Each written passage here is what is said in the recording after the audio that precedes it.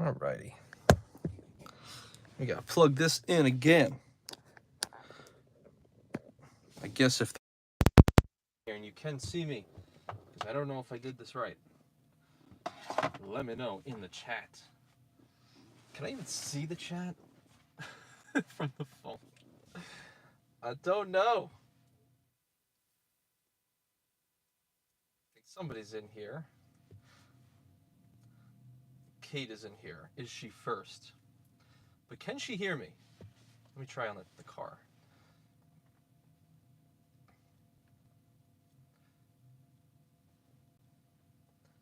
Let's see here. Are we live? Can you hear me?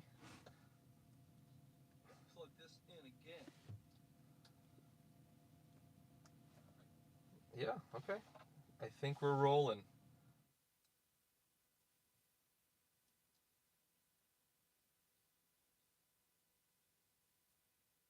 Nice. Okay, we got this. I think we figured it out. I always need Calby for this, but okay. Now I'm wondering if whoever's in here, if you can chat for me and see if I could actually see the messages, or do I need to? I could set it to live chat. Look at that, and I could do filters. Why would I do that though? Mute microphone. Why would I do that? I could save a highlight. Yes, I could see this. Oh my God, we're good. I figured it out. So if you set it to yes, this is made for kids. If you set it to yes, this is made for kids, then you can't do a live chat.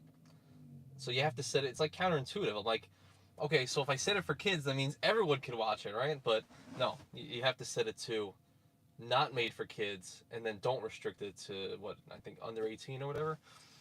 And then people can do the live chat. So we figured it out. Yes, Kate.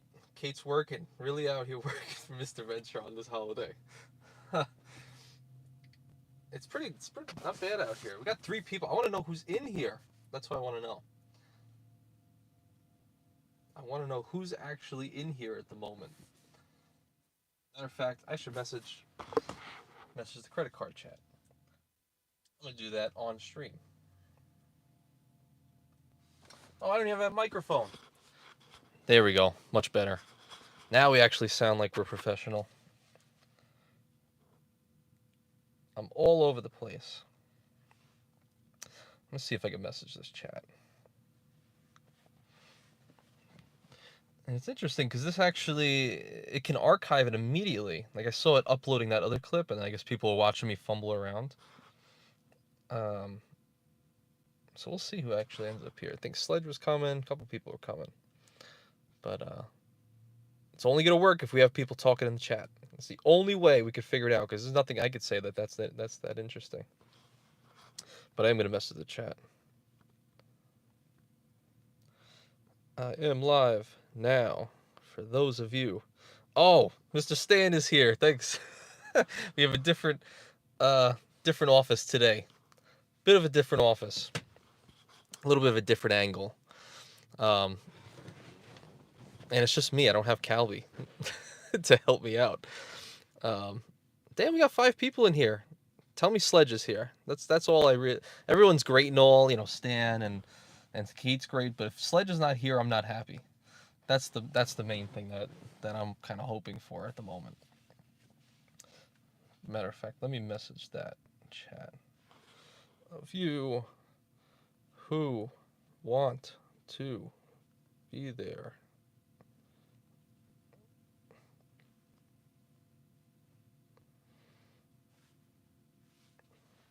I wonder how delayed this is. I think it's like it seems like 30 seconds delayed. How does it sound with the microphone? Yes, happy holidays to the credit group. We could be talking about credit cards, we could talk about life, talk about anything finance related, talk about power outages.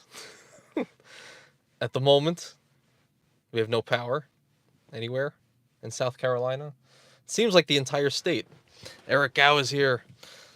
Mr. Gao, how are you, sir? I know this was supposed to be some sort of a, let's just say under the influence stream, but let's just say I was advised that being in the car and doing that probably can get me arrested, so better off not doing that. Really? Oh, Eric's power went out for 30 minutes. Hmm. Yeah, you're not too far from me, Eric, so it seemed we were reading it this morning. Apparently, it's like some 40,000 people lost power in the Carolinas, but I think it's across United States too. Somebody was saying in Tennessee and a couple other places. So I don't know. I don't know. They said that it's rolling brown or rolling blackouts or rolling brownouts. So there's too much pull on the grid at the moment. So they have to. Oof is right. There's too much pull on the grid at the moment. So they're intermittently shutting off power to everybody, even though it's like negative degrees out now. Not really. It's like 15, 20 degrees out right now. To conserve the grid, so I guess it doesn't blow up. Which I put out a tweet saying, Elon, we should get some, mega packs, some Tesla solar, get some energy storage out here in the Carolinas, man, because we don't have any of it. And we'd be good. Just like in Texas last year when they had that huge winter storm. Man, I used to read on Reddit, a lot of people were sleeping in their Teslas because it was the only thing that had power. And they could sleep in it. Not like like a gas car in the garage is not going to work. You won't make it through that night. But if you're in a Tesla, you can do it. And Stan comes in, he says, rolling blackout sounds like California. Welcome to the club. I know. I was reading that too. People in the Twitter comments were like, yeah, like get used to it. Get used to it, California. But I heard that California also does that intermittently to avoid wildfires, which I was like, how's that a thing? I didn't think that was I don't know how that made sense.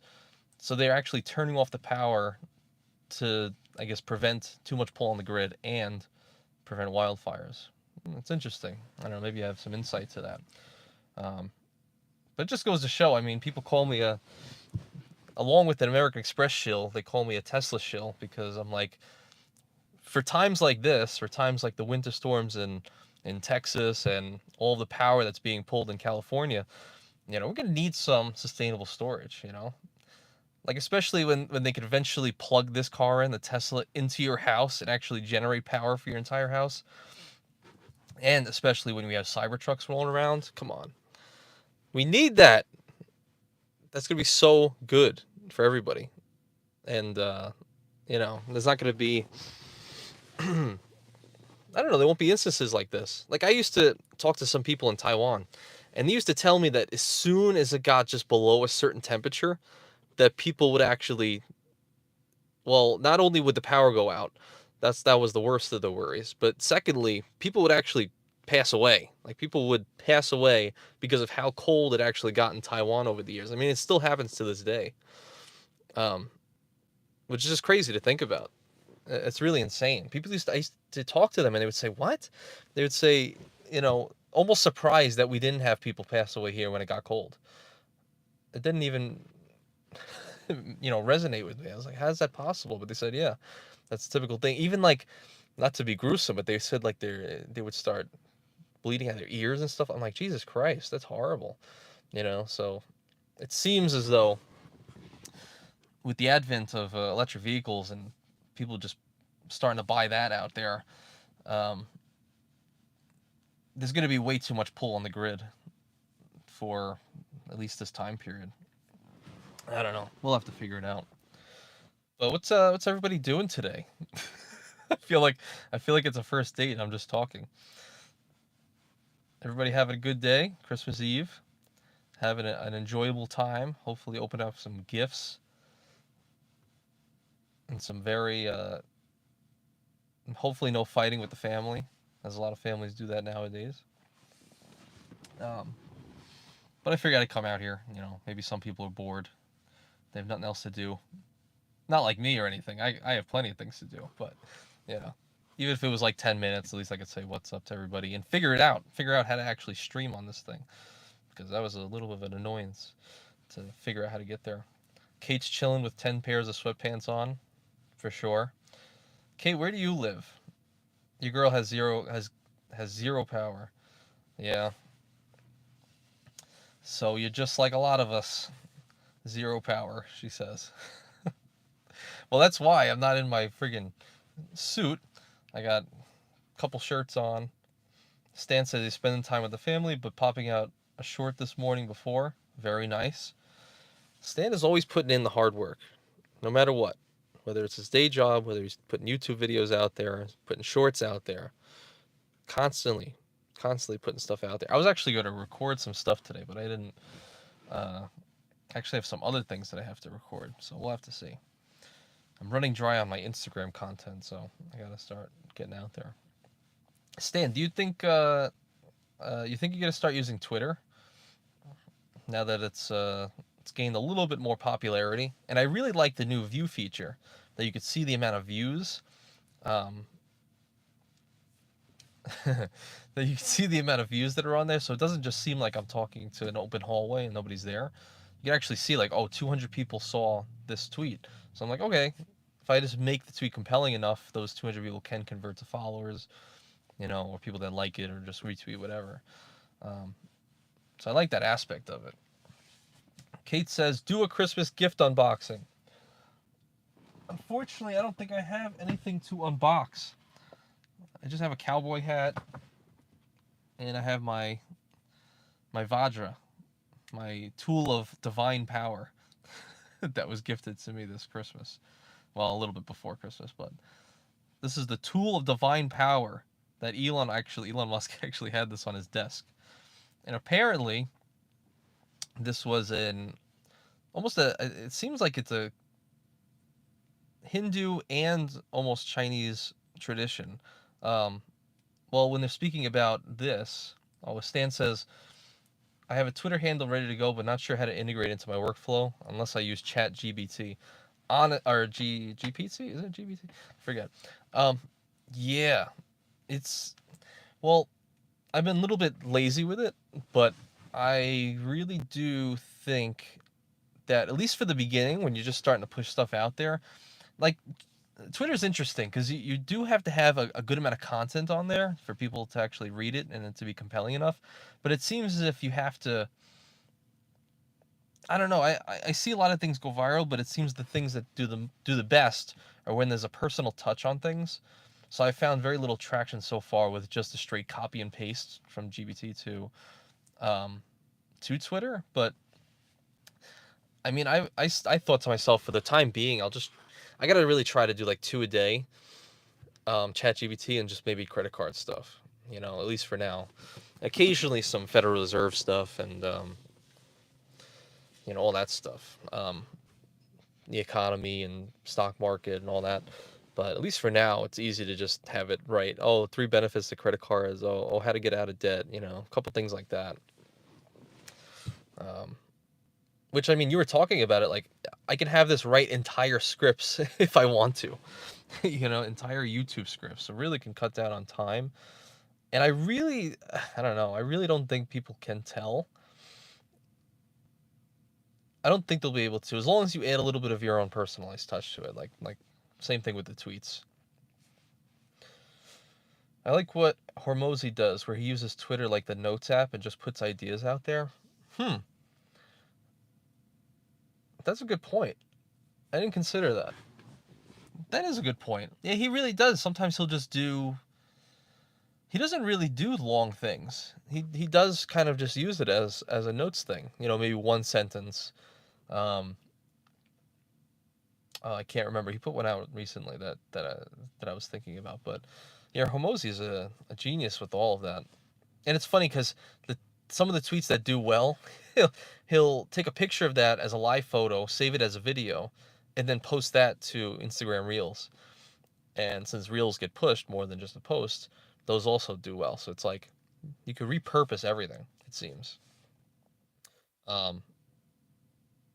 Just like, we're making shorts now, so we can repurpose that into Reels, to TikTok. But now I'm like, okay, might be able to put some tweets out there, short tweets at least, make it as a reel, and then get some extra content out there. That's a good point, though. Just putting any idea that you have in your head, put it down on Twitter, because I'm sure someone will resonate with that message. That's an interesting thing. And so far, we only got 2 people messaging, right? Kate and Stan. But I see 4 people in here. Oh, I'm one of them. Oops, I'm on the Tesla. I'm on the Tesla. I'm one of them. We need people in the credit card group, man.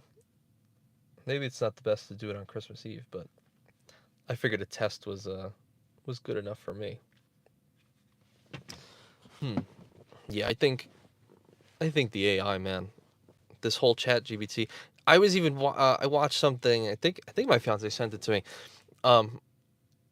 Some people were trying to have chat GPT describe something, some scenario, like for their marketing. They were selling some sort of fruit product, I forget, and they said, describe this that's kind of ethereal and kind of fairy tale like, just a bunch of adjectives and just describe it. And then ChatGPT would just create a whole story essentially from it and a whole picture of what you're asking it to write. And then they took that description, put it into DALL-E, which is also a subsection of OpenAI that lets you generate computer AI pictures and everything. And it took that description and made something like amazing. Like absolutely insane. Um, it was almost like I don't know, ancient Chinese and in the forest. It was almost like an avatar mixed with ancient Chinese. It was really nice looking. Um, and then they were just using that as like marketing for their product. Insane. Kate says, saw on Twitter this morning that supposedly Chat GBI or GBT won't talk about gas fee. Yes, I saw that as well. I don't like that. I really don't like that. I don't know why that it's doing that. Elon actually commented on it. What did he say?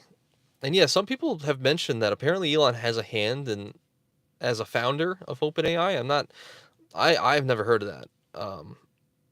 Maybe years ago, but I didn't know that it was the same OpenAI as this that is putting this out here. And he just never. How come he never talks about it? It's an interesting thing. That leads me to be a little skeptical. Like, why not talk about it? Yeah, something about not teaching AI to lie. Huh. That's interesting. Well, basically in that tweet that was this morning, there was like, explain to me why fossil fuels are good for the future, or something like that. Something where gas, fossil fuels, all that's good. And it was saying, I'm paraphrasing, but something along the lines of, oh, I can't recommend that, but I can recommend renewable energy like solar, wind. I don't know if we talked about battery storage, but you know, I don't already. I mean, if we're so new to this and it's already kind of limiting language, especially something like that, that's something that we need for a lot of years, fossil fuels and gas, at least for the next 50 years to be able to transition to mainly battery storage, maybe solar. Joshua Butler's in here with the hard eyes. How are you, sir? I love you too. No, I'm kidding. Um, yeah, but if it's so new that it's starting to already limit language, like, oh no, we're not going to talk about how good fossil fuels are, but let's talk about how good renewable energy is. Whether you agree or not, that's not good and it shouldn't be limited. So who knows? There was some other things too that it was saying that it was limiting, but I mean, if that's the start, who knows? Maybe it's like, oh, I want to talk about Democrats. I want to talk about Republicans. They're like, no, we can't talk about that because this is more, maybe this is the better party. That who knows how many verticals that'll actually reach. Oh, look, the 2 lovebirds are in the chat right now. Kate and Josh.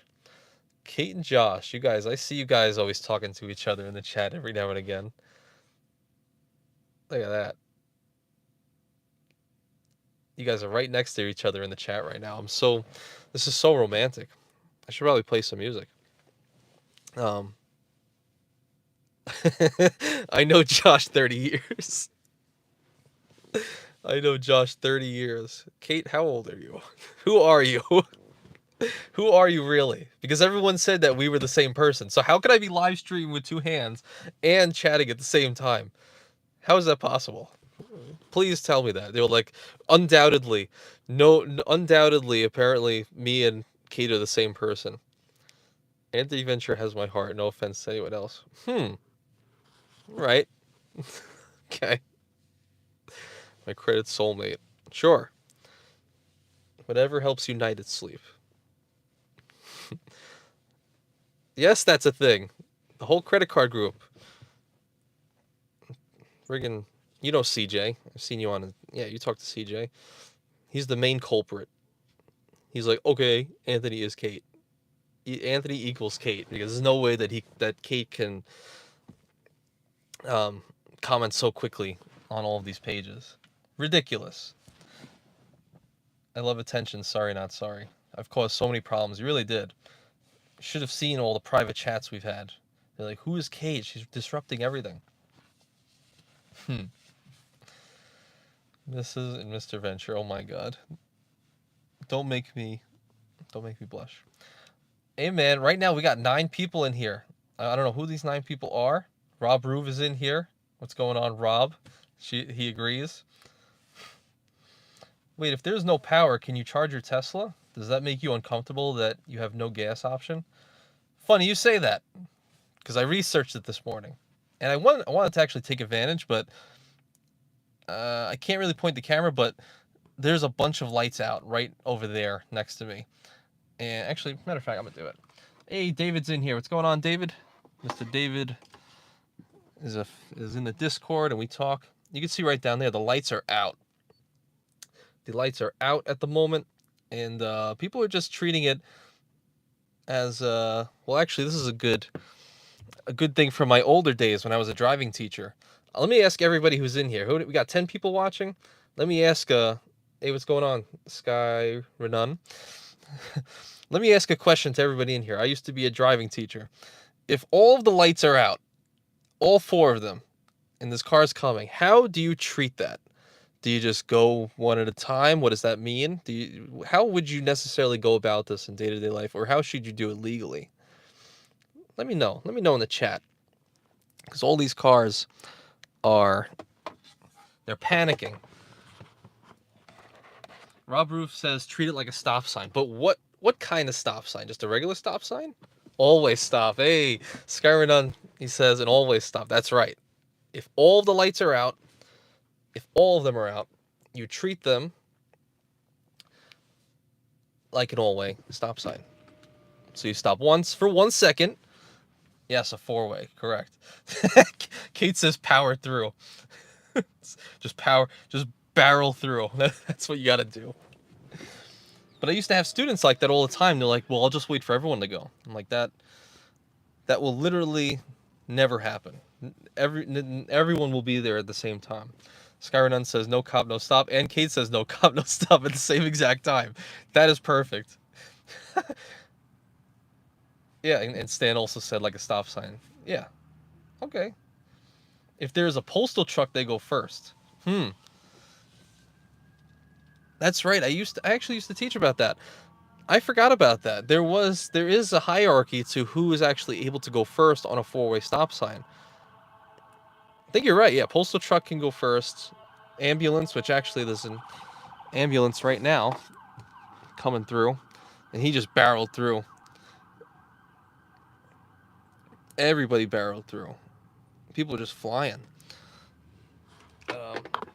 Yeah, I think fire department, ambulance, cops, obviously, all those people go first. But that's the most interesting one, is like the mailman, postal truck. Government postal truck, I should say, not Amazon. Kate says, if my car's there, all must yield. Oh, sorry, I got off topic. Okay, so Stanley, the credit frog, he said, doesn't it make you worried that if you have a Tesla and you need to charge it, doesn't make you worried that you don't have a gas option in case you have to go drive somewhere? But to that, I said I researched it this morning and I wanted to double check because of all the lights, and then I got sidetracked. But apparently, not all, but a lot, most of the Tesla superchargers that you can go out and charge from, like kind of like the electric gas stations, they all have their own backup battery supply. So I can technically go there, get a full charge, and I'm good. Although I don't know if that exists for the older ones. Maybe from the early days, like 2012, 2013. I don't know if they might have done that. But those are all in California anyway, and surrounding areas. like Nevada. Hey, Shoja's in here. What's up, everyone? Merry Christmas Eve. Yes. Merry Christmas Eve, everybody. Or whatever you celebrate. I'm glad some people could stop by, man. That's great. I like seeing everybody in here. We got 11 people in here. I am beating my other stream that I do with Calby. Usually we only have like 3 or 4 people. I am beating it single-handedly. Let's push it to 1,000 people. No, I'm kidding. But yeah, so I'm not really worried about the car. If I need to, I can just go right to the supercharger and I can charge it. Which unfortunately, it's like gas stations can't pump your gas at the moment because you need electricity. Which a lot of people want to fight with me. It's like, you know, I get it. Your car can go further, but at least for the moment. But at least I could charge it, and I could charge my, you know, my batteries, my other phones, stuff like that.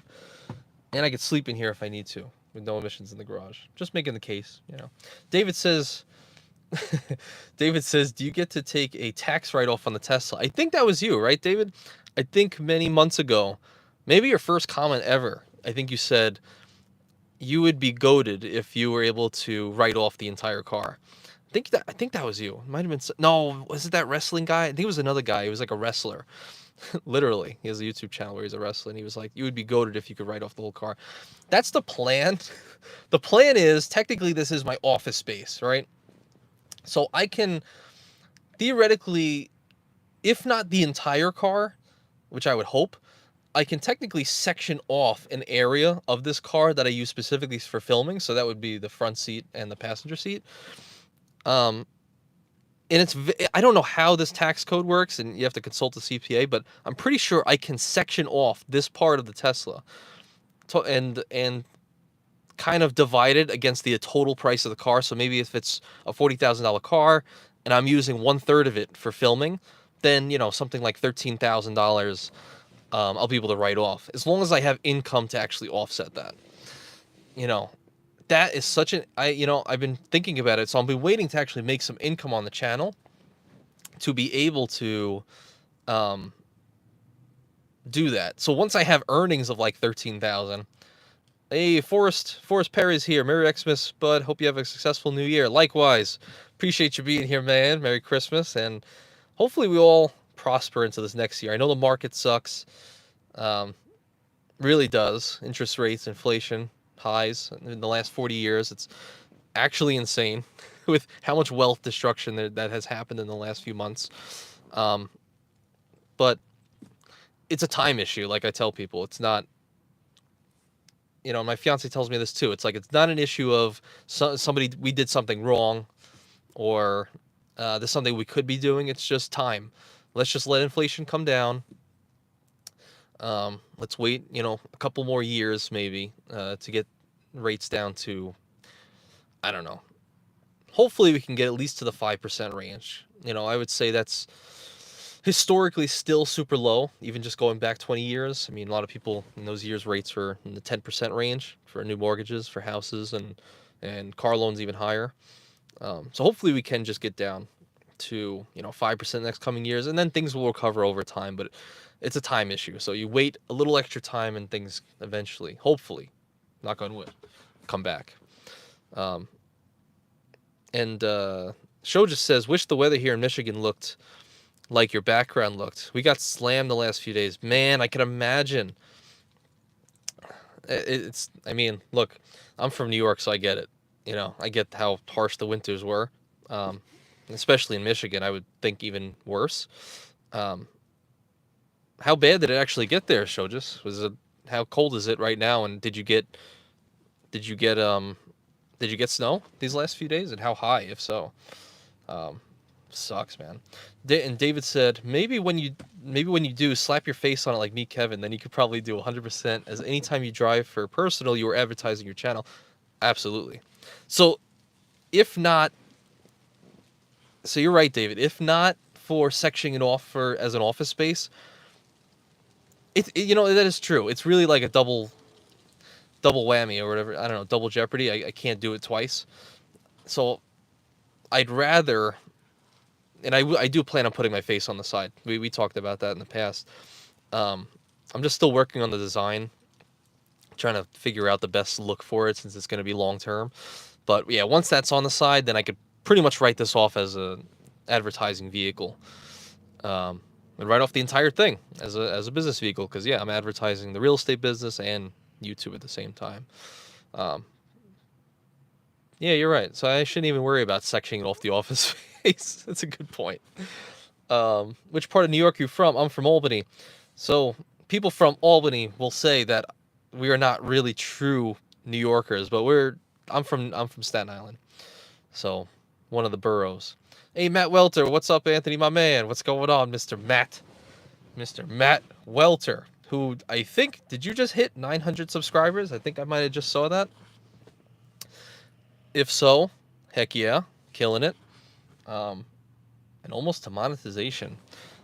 The amazing monetization cap right there. Stan says 50 degrees in California right now. I have to put on a jacket. See, that's funny because, you know, people like Shojas in Michigan will laugh at you. But I get it, okay? I'm cold at 50 degrees too. 50 degrees is freezing. And I don't care if I'm from New York, Staten Island. It's too cold. As soon as we get like below 60, I'm like, all right, this is getting to be a little much. But it is good. You know, it's funny because I have the window open right now because I'm in the direct sunlight, and it's literally 20 degrees, maybe even 19, but it's actually super warm at the moment. I don't really know why. I guess the direct sunlight, but we're getting hit a little bit hard. We lost power this morning. A few places in South Carolina are hit hard. No snow yet, but just really bad winds and like 20 degrees. So it's not too not super. I mean, it's pretty cold. It's and Matt Weather said I did. Congrats, man! 900 subs. This is the home stretch. The home stretch is getting to the last 100 subs, which I got lucky. As soon as I hit 900, and then I just had like a bunch of videos pop off, and then that got me to 1,000, and now I'm like on the down curve. Now the last few videos haven't done too well. Forrest Perry, consider getting into real estate with starting out with a VA home loan down near Atlanta and quickly encroaching all surrounding areas. Very nice. Well, it's good that you could take advantage of that VA home loan, man. Down in Atlanta. Interesting. I might actually be able to help you out in Atlanta if you're looking for a house. I could probably get you to some people that are not too bad down there. Some real estate people, unless you already have people. Yeah, you could possibly get you. But that's good to take advantage of that VA loan, especially now. I mean, since interest rates are going to be so high. I mean, hopefully you're a part of like a federal, Navy Federal Credit Union or the USAA. They still have mortgage rates down in like 5%, like the 5% range at the moment, which is pretty good. It's I mean, if you're just going a conventional style and just with one of these big banks, I mean, you're looking at higher, maybe low end high fives, but like 7%. He says USAA and PenFed currently. Let me know how PenFed is. I just recorded a video yesterday on PenFed. Let me know how those rates are. I really was interested in joining. For everything, if they do car loans too and home loans. Also, the VA will lend to people with lower scores, so that's a plus as well. Very true.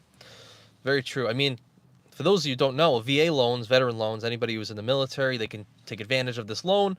0% down payment, which is amazing because, interest rates are high, so interest payments are going to be high. So if you don't have to worry about that huge cash pile that you've been hoarding, maybe $10,000, $20,000 for your down payment, put 0% down, basically just, and keeping that cash pile, especially going into what people are calling possibly a harsh recession.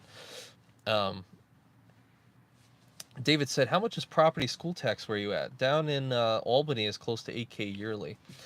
I think it's property tax, I believe here is 0.59. I think it's 0.59 for property taxes.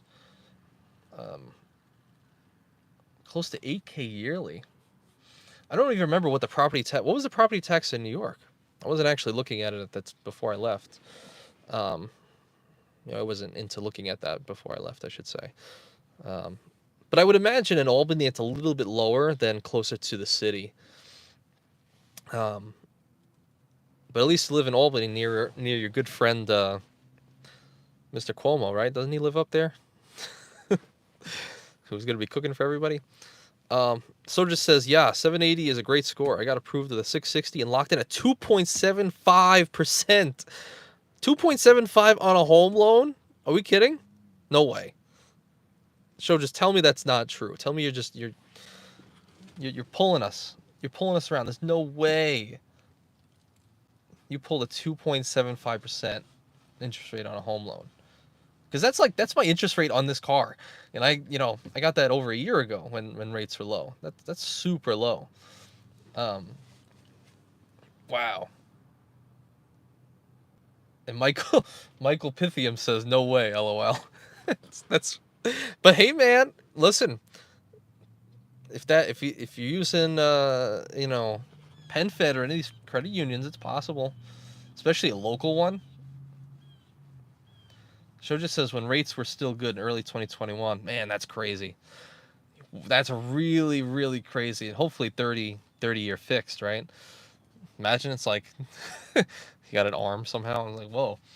Hopefully 30-year fixed, because you're just swimming. You're swimming in the money right now. You're just like, I'll just pay a little bit, and I'm good for 30 years. Oh, and you're locked in. That's amazing. I'm so envious. Forrest says, another good thing about VA is if you are 100% disabled, most states are 0 property tax. Here it's 0 up to 5K, I believe. Huh. Interesting. Really? Well, what do you mean by... you say if people are 100% disabled, most places are 0. You're saying if you are disabled, then you will be granted 0 property tax? If that's what you mean, I've never heard that. That's interesting. Something to learn. Hey, Angelo. What's going on, man? Or her? How's it going, Angelo? How's everything? Glad you're here. And saying what's up. Michael Pythium says, you got away like a bandit, honestly. Man, I'm still like, I don't want to harp on it too much, but 2.75% on a 30-year fixed rate loan? Are you kidding? Especially this environment right now. Whew, that is amazing. That is just amazing. Wow, that's crazy. Show just says, I'm at 100 and don't pay a dime. Hey, Sledge is in here. I started the stream. I was like, listen, if Sledge doesn't show up, I'm going to go cry myself to sleep later. It's not going to be worth it if Sledge doesn't get in here, But he made it. We're here on Christmas Eve. We'll having a talk about some mortgages, some power outages, and we're talking about some Tesla stuff, sustainable energy, and some credit unions, which Sledge is a part of like 50 credit unions, because all you have to do is have a $5 deposit for the most part, and he's in, which I've been looking at join one recently. So if anybody has some recommendations, maybe other than Navy Fed and Penn Fed, because I'm just trying to learn a little bit more. Jacob is here. What's going on, Jacob? I know who that is. Jacob, we got to get you in this stream. Not right now, but we'll do a stream at some point, Jacob. Forrest says, VA disabled, and yes, it's by state and county. I currently own a home on 3 acres, and all I pay for property tax is the service fee on home and vehicle. Wow. So that's interesting. I have to look into that. So you're saying that if you are a veteran, get a VA loan, and you are disabled, unfortunately, you can forego the property taxes. You won't have to pay property tax every single year in select states. That is so crazy. Oh man, I would love to learn more about that. I gotta look into that. I'll make a note of it. Michael Pythium says, "Hey Anthony, currently studying for my real estate license in Texas. Any advice for this point in the process?" So did you start anything yet? Is my question. Oh, wait a second. Let me hold that for one thought. 1 second. Stan comes in with 99 cents. Come on. Why'd you give me a super chat, man? I got to see. Oh, man, somebody's running in shorts right now. Dude has basically no pants on, is running in 20-degree weather. Okay. Stan, I appreciate you so much. Sticker sent in honor of Sledge showing up. But see, Sledge just gives you wealth. Like, if Sledge shows up, DM Sledge, my man Sledge, if he just shows up, wealth just comes to you. It's crazy. You got to go subscribe to his channel. But thank you so much, Stan. Okay. Stan, you're gonna have to do something like, something that I can repay you, because these super chats and these stickers, it's not gonna work. You can't just keep giving me. We got $6 now. It's not gonna work. So I'll have to repay you in the future, at some point. So yeah, Mike, if you are so Mike, so what I know, getting your real estate license in Texas is I hate to say it, not to scare you, because the next couple things I'm going to say will scare you, but it will be worth it. It'll be worth it in the long run. Texas, I hear, is the hardest state to get a real estate license and pass the exam in all of the United States. Now, that's crazy, okay? I know that sounds crazy, but don't freak out, okay? Don't freak out. I think you need to do, and let me know if you're still here. Let me know what level of process you're in right now. Like, did you find a school yet? Did you start studying? Yeah, so you said, I heard it's 180 hours of courses. So yeah, you'll have to go in classroom. I do not recommend doing it online. Please, honestly, I really don't care if you have a day job. Just do it in person, is to the best of your ability. I had people in my class that were taking off of work, or they were doing night classes where they got off of work and then went straight there. Because I've done both. I've done online classes to become a real estate agent and in person wins every single time. Because there I found, very knowledgeable people actually taking the class, and I learned from them. But the teachers themselves literally talk about their experience in the game. So you not only learn the books to pass the test, but then you learn the actual experience they have to do the job once you pass. So that's my first thing. I recommend go to a school, please, in person, night or whatever. And then, my day is great. Jacob, how are you? Doing great, man. Having a good time. Jacob. Yeah, so then once you find a school, do all that. It's funny because if you use all of the knowledge from watching people like me, Kevin, or Graham Stephan, that's all good for the job, but it actually will never help you pass the test. So if you want to just test your knowledge at first, you could actually go on, if you just type in Texas practice tests for a real estate exam, do the state and the national. The national is always going to be the same. And I really like that because I found really interesting, questions in there that I've never seen before. But start taking practice tests for the national and state. So this way you can get the things wrong the first time, write it down, rehash it, and just keep doing the practice tests till those are perfect. And just do that. Once they're perfect, just do it once a week leading up to your main exam. And then while you're actually in the courses to actually become a real estate agent, really pay attention to the teacher and what he's saying, ask questions, and they're going to give you like a book, probably a couple books, because it's 180 hours, so you'll be there for a couple months. I do recommend using the book. I usually was never a person that cared for books, and I was like, let me just listen to everything, but I failed my test the first time. I passed the national, failed the state. And for people in Texas, I would believe that would happen the same way. I believe everyone will probably pass the national, have a really hard time with the state. Oh my God, Sledge comes in with a $2 donation. Come on, man.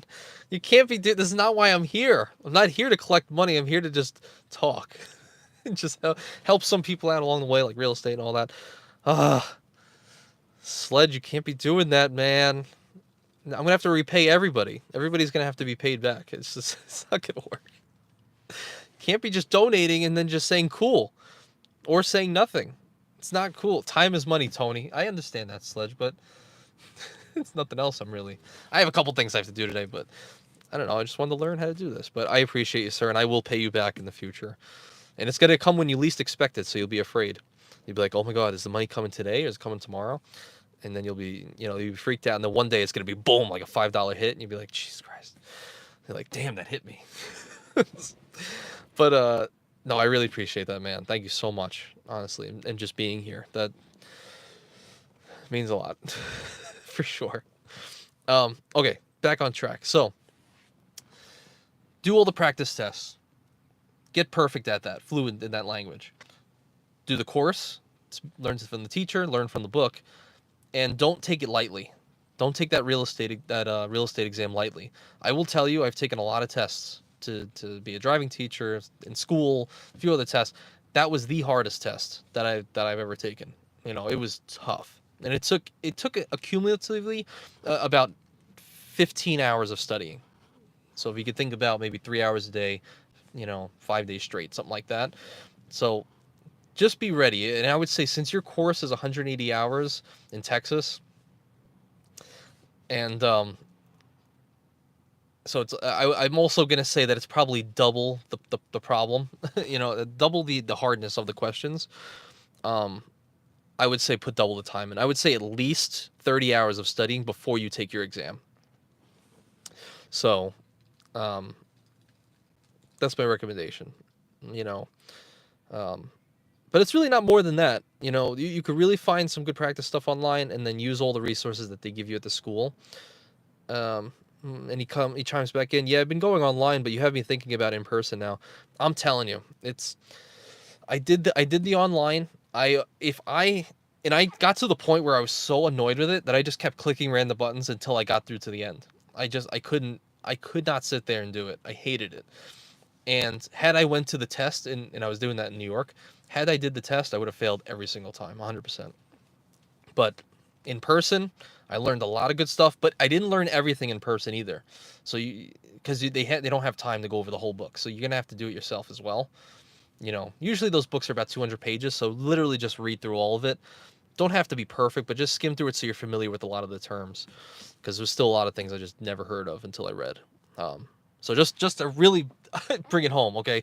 In person, do practice tests starting now, and then once you're perfect, every week after that.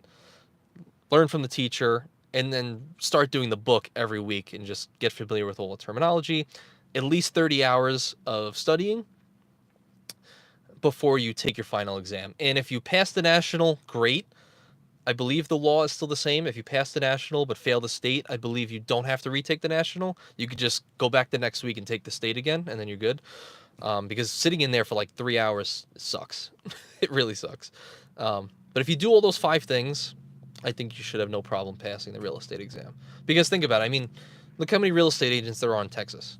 I mean, I haven't been there, but I would imagine for the population of millions, there's a good amount of real estate agents. So as long as you're not the dumbest person in the state, I'm kidding. No, you're gonna pass it. Everybody passes it eventually, so you'll be all right.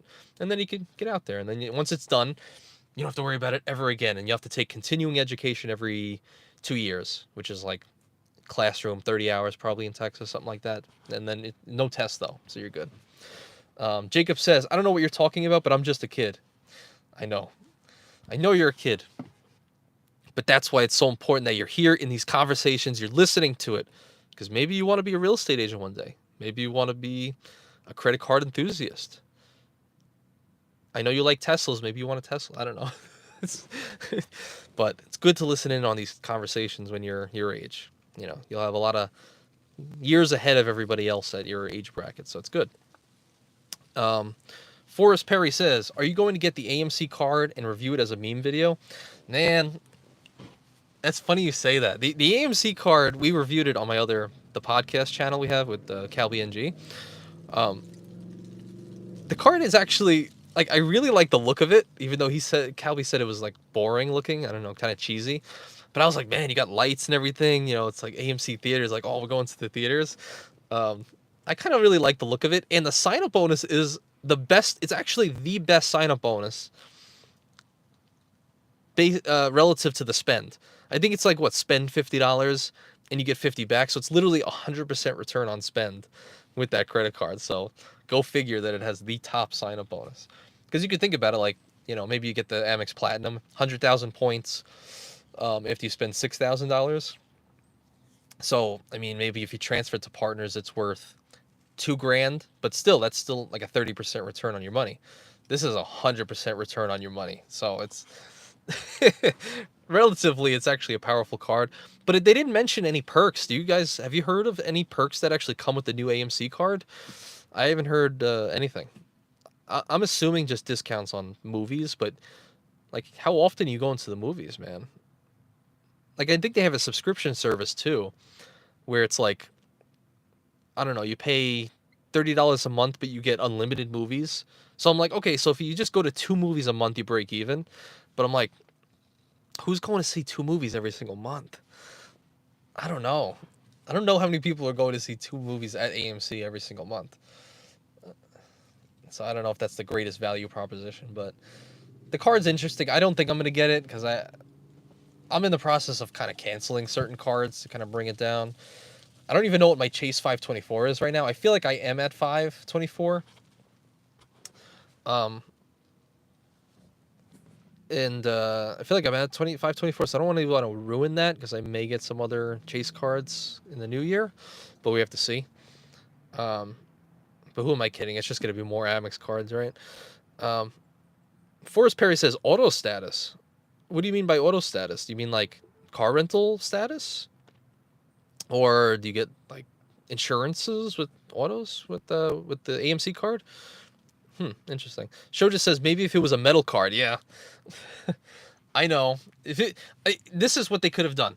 If AMC, because people know AMC a lot now from the stock market, right? They know it from Apes Together Strong, GameStop, and AMC, right? So what they probably could have done, and it would have been super meme worthy, and like they would have blew it up if they made this credit card and it was like an AMC ape on the front, just like sitting there, just on the front of the actual on the card, and maybe if there was some incentive like, oh, if you get our card, you get to buy AMC stock at like a 1% discount premium or 5% premium, right? Like, come on.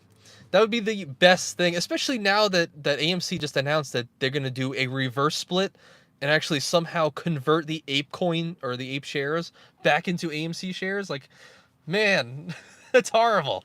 You appointed like, oh, we're going to have all these ape coin, these ape shares out there because it's a subsidiary, it's a derivative of AMC, and we're just piggybacking off the meteoric rise of GameStop and AMC, which was great. But now you're taking it away from everybody because it's died in popularity. Which I bet, I don't want to get sued or anything, not I don't know, but I wouldn't be surprised if they had a way to reverse split the stock, return these shares of ape shares back to AMC, and somehow get some money out of that. I would be surprised if some of those shares could be retired into the company and they take some cash from it. I don't know the full details, but I wouldn't be surprised. Very interesting.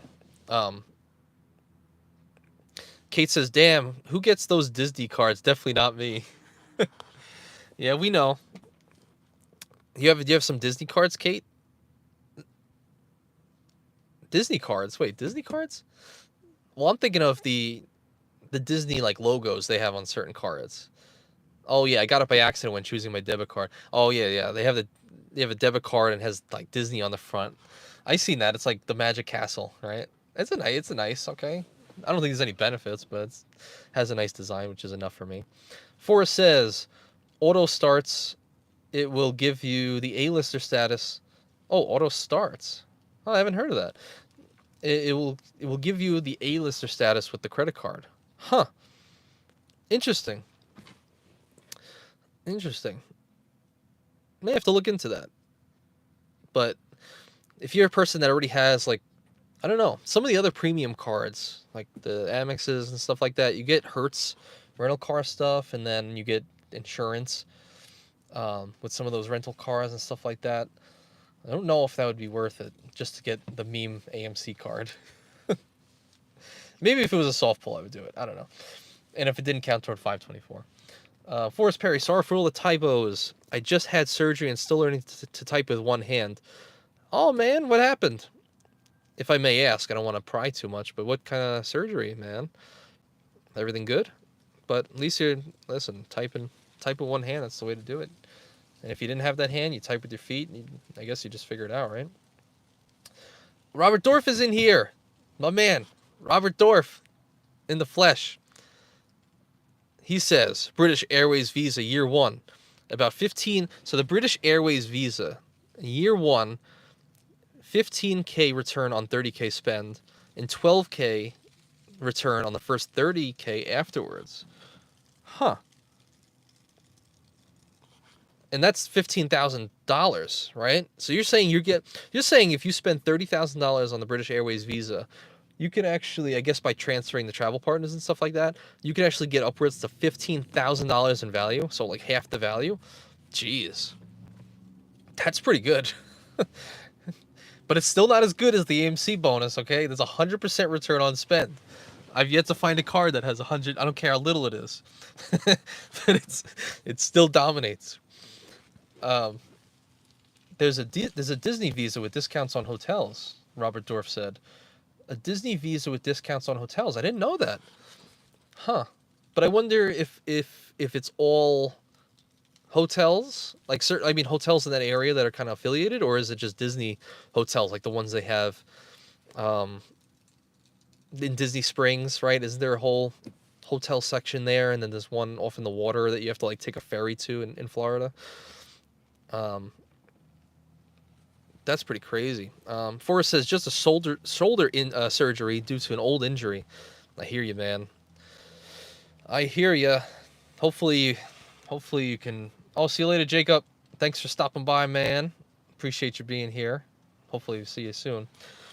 Yeah. So shoulder injuries. Hopefully you can somehow. I know it's becoming.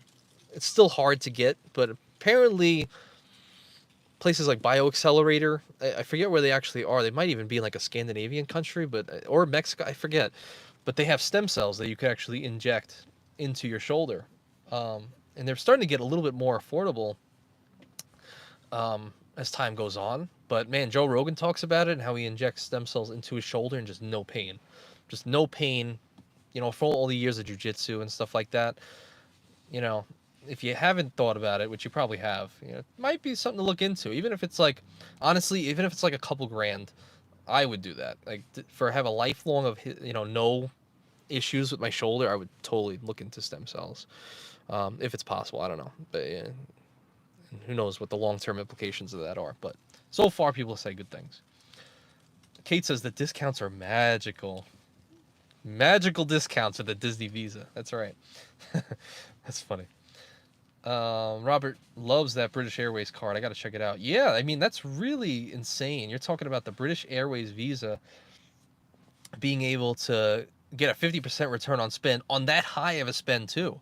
Like, how hard is it actually to spend the 30,000? Not only that, but to take whatever is it points back or something like that, and turn it into $15,000. Like, do you have to just reconvert it somewhere, or is it just through the Avios, using the British Airways Avios and stuff like that to get that value? I would love to know that. I would love to see a video on that, honestly, because I'm not super well versed on transfer partners and all that. Show just says, how do people like the Amex Blue Cash every day? Trying to get my credit back up, and it looks like a great cashback card with no annual fee. The Blue Cash Everyday card is, I think, it's a very good value proposition considering there's no annual fee, right? Like if you don't want an annual fee, like you don't want an Amex Gold, or even if you don't want a Blue Cash Preferred, like paying $95 every single year, I think it's probably a good idea to get, at least for your groceries and stuff like that. Because it's 3%, right? I think it's 3% back on groceries and dining, or is it just groceries? And I think 2% for gas, 1% everywhere else. I mean, that's great, especially if you're a person that's spending, average household spends what, $6,000 every single year on groceries. So if that's 3% times $6,000 every single year, it's $180 that you're getting back in value for no annual fee. I mean, that's pretty good. And then gas, forget it. A lot of people who are commuting to work are spending minimum $100, but some people $200 every single month on gas. I mean, that's another $2,000. another $40. So you're getting a little over $200, maybe $250 in value, factoring in other things, for a no annual fee card. I think it's good for that in its simplicity, and it gets you into the Amex ecosystem. So hopefully, once you're in the Amex ecosystem, all the other subsequent cards that you get will be a soft pull, which I think is one of the most powerful things. That's why I did a whole video on it, talking about how Amex changed the game with that. Robert Dorff says, the Disney Visa only gives discounts on Disney-affiliated hotels on property. The amazing British Airways return comes from the value of the business or first-class companion certificates. I know you're a fan of that, the companion certificates. So I guess you in a plus one could take advantage of all the amenities that you would normally get. So I guess you kind of multiply your value from that. Interesting. John Baker, what's going on, John? Nice to see you here. I remember seeing you in the comments section maybe a week ago. Maybe a week ago, maybe. My sister-in-law would love the Disney card. Yeah, they love those. And I love the Blue Cash Every Day, especially with the Disney Plus credit. That's right. The Blue Cash Every Day has the Disney credit. How much is that again? Is it just free Disney? So what is that? $13 a month, right? So that would be over what, $150 a year in value? If that's true, then that's all. I mean, come on, that's already $400 in value if you're a person that already has Disney Plus, and you don't have other cards that give you that. Disney Plus could be powerful, for sure. There's the guy running again with just shorts on. 20-degree weather. Who am I complaining though? I got shorts on too. Sitting in here. Forrest Perry says also, what do you think about the PenFed Pathfinder credit card? Value for it plus knowing that if you have PenFed's access American checking account or a veteran honorably discharged, it waives the annual fee. That's pretty cool. I actually don't know anything about the PenFed Pathfinder. I've been starting to do a little bit more research on PenFed as I might want to join. But if anybody has any idea for the benefits on the Pathfinder, write that down. I would love to see if you can. And he also says, I thought about the Blue Cash Every Day, but got the preferred and then the gold card. And I'll probably downgrade the preferred to the, yeah, so that makes sense. So that's what I'm saying. Like, if you have the gold card, the Amex Gold, there's really no reason to get another grocery card at that point, You're getting a lot of value from just the 4 points per dollar spent, especially, like we always say, transfer to travel partners if you're into that sort of thing. Those 4 points could be worth 8 points, essentially, per dollar spent on certain transfer partners. But if you don't like transfer partners, then it makes sense to get the preferred with 6% cash back on grocery, which could technically yield a higher return. But I'll still go with the gold because, you have those credits to offset the annual fee anyway. The $10 for, I use it for Grubhub and $10 for Uber Eats. So you get a little bit better credit, a little bit more value if you use those things anyway than the preferred. Josh is confirming groceries, gas, and online shopping are all 3x in the Blue Cash Every Day. It's good. It's a good card. And Forrest says $84 bundle. I think they recently changed it. Yeah, so you're talking the Blue Cash Every Day is like $250 like minimum for a household in value every single year, plus $84. So about, roundabout excess spending in all considered, $350, maybe $400 in value every single year because you decided to get the Blue Cash Every Day card and you weren't using a debit card. I think it's huge. I think it's good for sure. Show just said, I'm going to be looking at PenFed soon, but I just got into Navy Federal and I'm really digging them so far. Yeah, let us know that experience. I know a few people in here are part of Navy Federal. Sledge loves them, and seems like you're really liking them too. I just really want to know how good are their rates, like mortgage loans and stuff like that. Like, are they in the 5s? Or are they still in the 6s and stuff like that, like most other banks? Car loans too. I'd love to know. Like, are they also like 4 or 5%? Because that's a good selling point to get into Navy Fed. And then PenFed too, which I would like to learn more about. Yeah, that's interesting. Matter of fact, I was going to make a video. I was going to do a live call on actually joining Navy Federal, as I have someone in my family who was in the military. So I was like, that would be an interesting call, so people kind of know not the script, but what you would talk about, in that call. Some people are just too nervous to talk on the phone. So I was like, maybe I can make that video. I want to join anyway. I might end up doing that. But I don't have to get a credit card, right? If I join Navy Federal, I could just use their other services. I don't have to get one of their credit cards if I don't want to, right? Pretty sure. John says the PenFed's top 2 cards are very nice. Yeah, what is it? The Platinum, I think. The Platinum rewards. I know I wanted the PenFed Platinum because they offer, is it 3% on gas stations and EV charging stations? Like, that's pretty good. I don't have any cards for electric vehicle charging stations, so that would help tremendously, in my situation. And Shoda says rates are great in the 5s for mortgages. Wow. See, like, even 5% is like really good, relatively, not in the recent couple of years, where we had 2, 3, 4% loans, but 5% is still very good.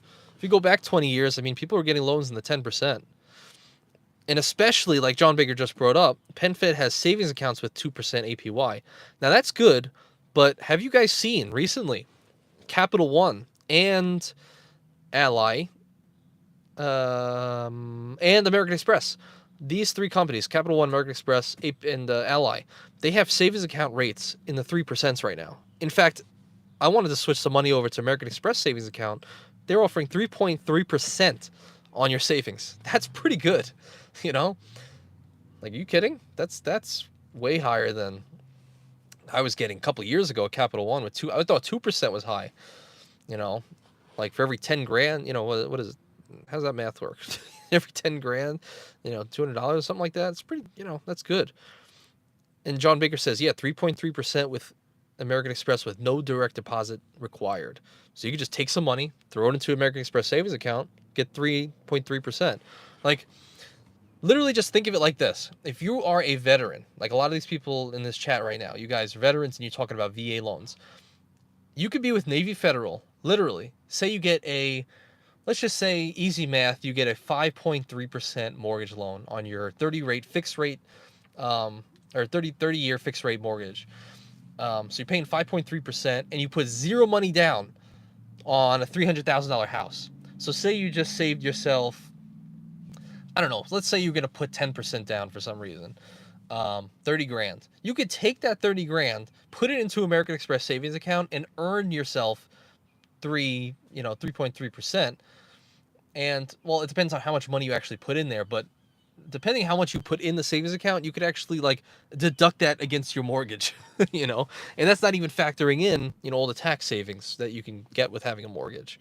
Like, 5% could easily be 2% with the right investment strategy, or throwing it into bonds or throwing it into savings accounts. It's kind of slept on. A lot of people will just kind of sleep on the cash. They're like, oh, I'm just going to hold the cash. But, man, in these environments right now where the Fed's just raising interest rates, you got to take advantage. And that's why so many people are leaving the stock market, because, oh, why would I be in the stock market for like 5% return if I could just put it into some CDs or a savings account that's going to get me like near 5%? It's not worth the risk. Let me get a guaranteed return and not just maybe. So I think that's huge. Sorry, I missed some chats on my rant. Navy Fed is, Forrest says, Navy Fed is great. It's the largest credit union, but they have been slashing rates lately for the savings account. PenFed is the 3rd largest and easier to get into.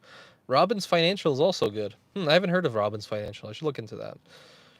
Forrest says it's actually a 2%, 2.7% now, with the savings rate for PenFed. And Show just says, that's the only thing I don't like about Navy Federal is they have very low rates for savings accounts. John Baker says 3.3 Amex with no... Oh, yeah, I read that. Oh, Rishi. Rishi's in here. Or is that pronounced Zhisher? I don't know if that's a Chinese name. But Rishi. Chase Sapphire Reserve is so underrated. He's exclaiming, it's so underrated. Annual fee is $550, but $300 travel credit, $180 Instacart credit, $60 DoorDash credit, and $120 GoPuff credit, and lounge access. Man, when you lay it out like that, you might be right.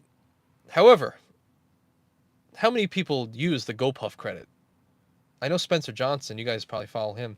I think he does use the GoPuff credit. In fact, I think Calby does too. Calby NG. If you guys know him too with the cat picture, he also uses the GoPuff credit. What is it though? Is it like food delivery? Is it snacks? I don't even actually know, but I just hear people don't end up using it. But the Instacart for sure, people should take advantage of that. Easy $180. I mean, even if you're a person like, oh, I like going grocery shopping. Okay, great. So just do that for like 11 months out of the year, and then for 1 month just use the Instacart $180 credit and just have someone else pick it out. I mean, it's free money, literally. I mean, I get it. You pay the $5.50 annual fee, but you get a lot of the perks too. Might as well use it if it's there. So you're already just with that alone reducing that annual fee, a couple $100. And then a $300 travel credit, which is also, I mean, that's pretty good. Now, correct me if I'm wrong, because somebody tried to correct me and I said, no way. If you have the Chase Sapphire Reserve and you're using the travel credit, let's say I book a hotel that's $300. If I book that hotel that's $300 and I get the travel credit back, don't I also in turn get, 5 points per dollar spent on hotel stays or flights, whatever it is? So couldn't I in theory get, 5 times 300, so I guess 1,500 points? And since it's worth maybe 1.5, it's like worth an extra $20. Isn't it like an extra, like, can you just count an extra $20 towards the annual fee instead of just 300 travel credit? You're using that money to get more points, would actually be worth $320, And then if you add 320 plus 180 for the Instacart credit, that's $500. And then if you use the DoorDash credit, you're already positive $10 every single year on the Chase Sapphire Reserve. Okay, so Rishi says no points on the credit.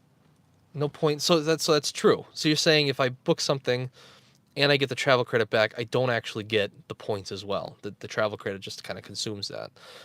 Okay, never mind then.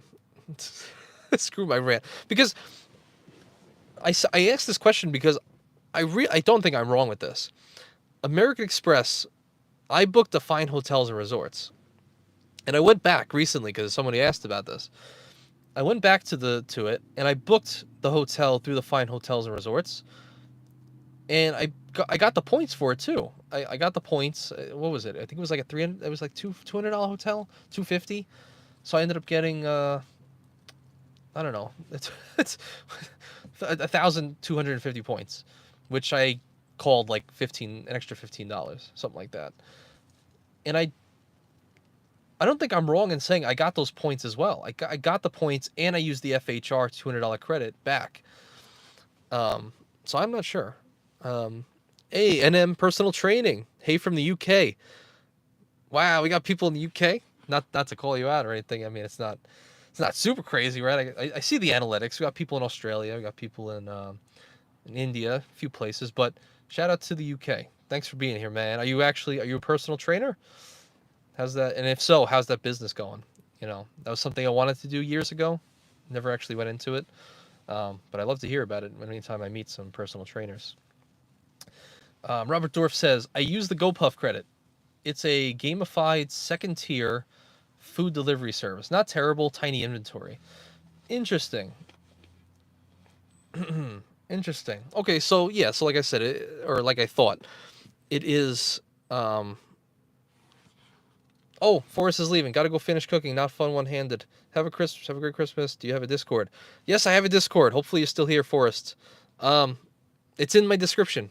I don't know if I don't think it's in this description, but any video description, or maybe the most recent video description, it's, I think, right at the top, my Discord. But if any of you who are watching who did not join in the Christmas giveaway, I have 2 wallets that I'm giving away. I totally forgot. 2 wallets that are going to be giving away tomorrow. And if you want to join, go into that video. It was like 2 videos ago. Christmas giveaway. Join the Discord. Go in. There's a little subsection in the Discord. Christmas giveaway. And then just hit enter. And this way, you're going to be entered the raffle to win 2 MN Jarista wallets, which are metal wallets. They're very nice, very minimalist. So I definitely recommend, if anybody who's not in the Christmas giveaway, join the Discord, join the giveaway, so this way you can win a wallet tomorrow. I hope I made that clear. Win that giveaway, please. But Enjoy, Forrest. Thanks for being here, man. Robert Dorff says, remember, you also get the Instacart and Lyft premium memberships. That's true. Oh, Forrest is in the Discord already. All right, good. That's what I thought too. It's funny because I remember us talking, but then you're saying this, so I'm like rethinking myself. I'm like, okay, maybe it's not the same one. Okay, that's right. Well, make sure you join the giveaway if you didn't already. But yeah, you're in the Discord. Cool.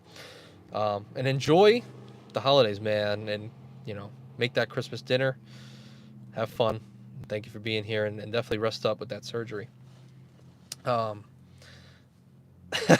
Wandering Doc. Mr. Doc's in here. F it. We'll do it live. We're going to do it live, God damn it. Oh, God, I don't want to be too crazy here.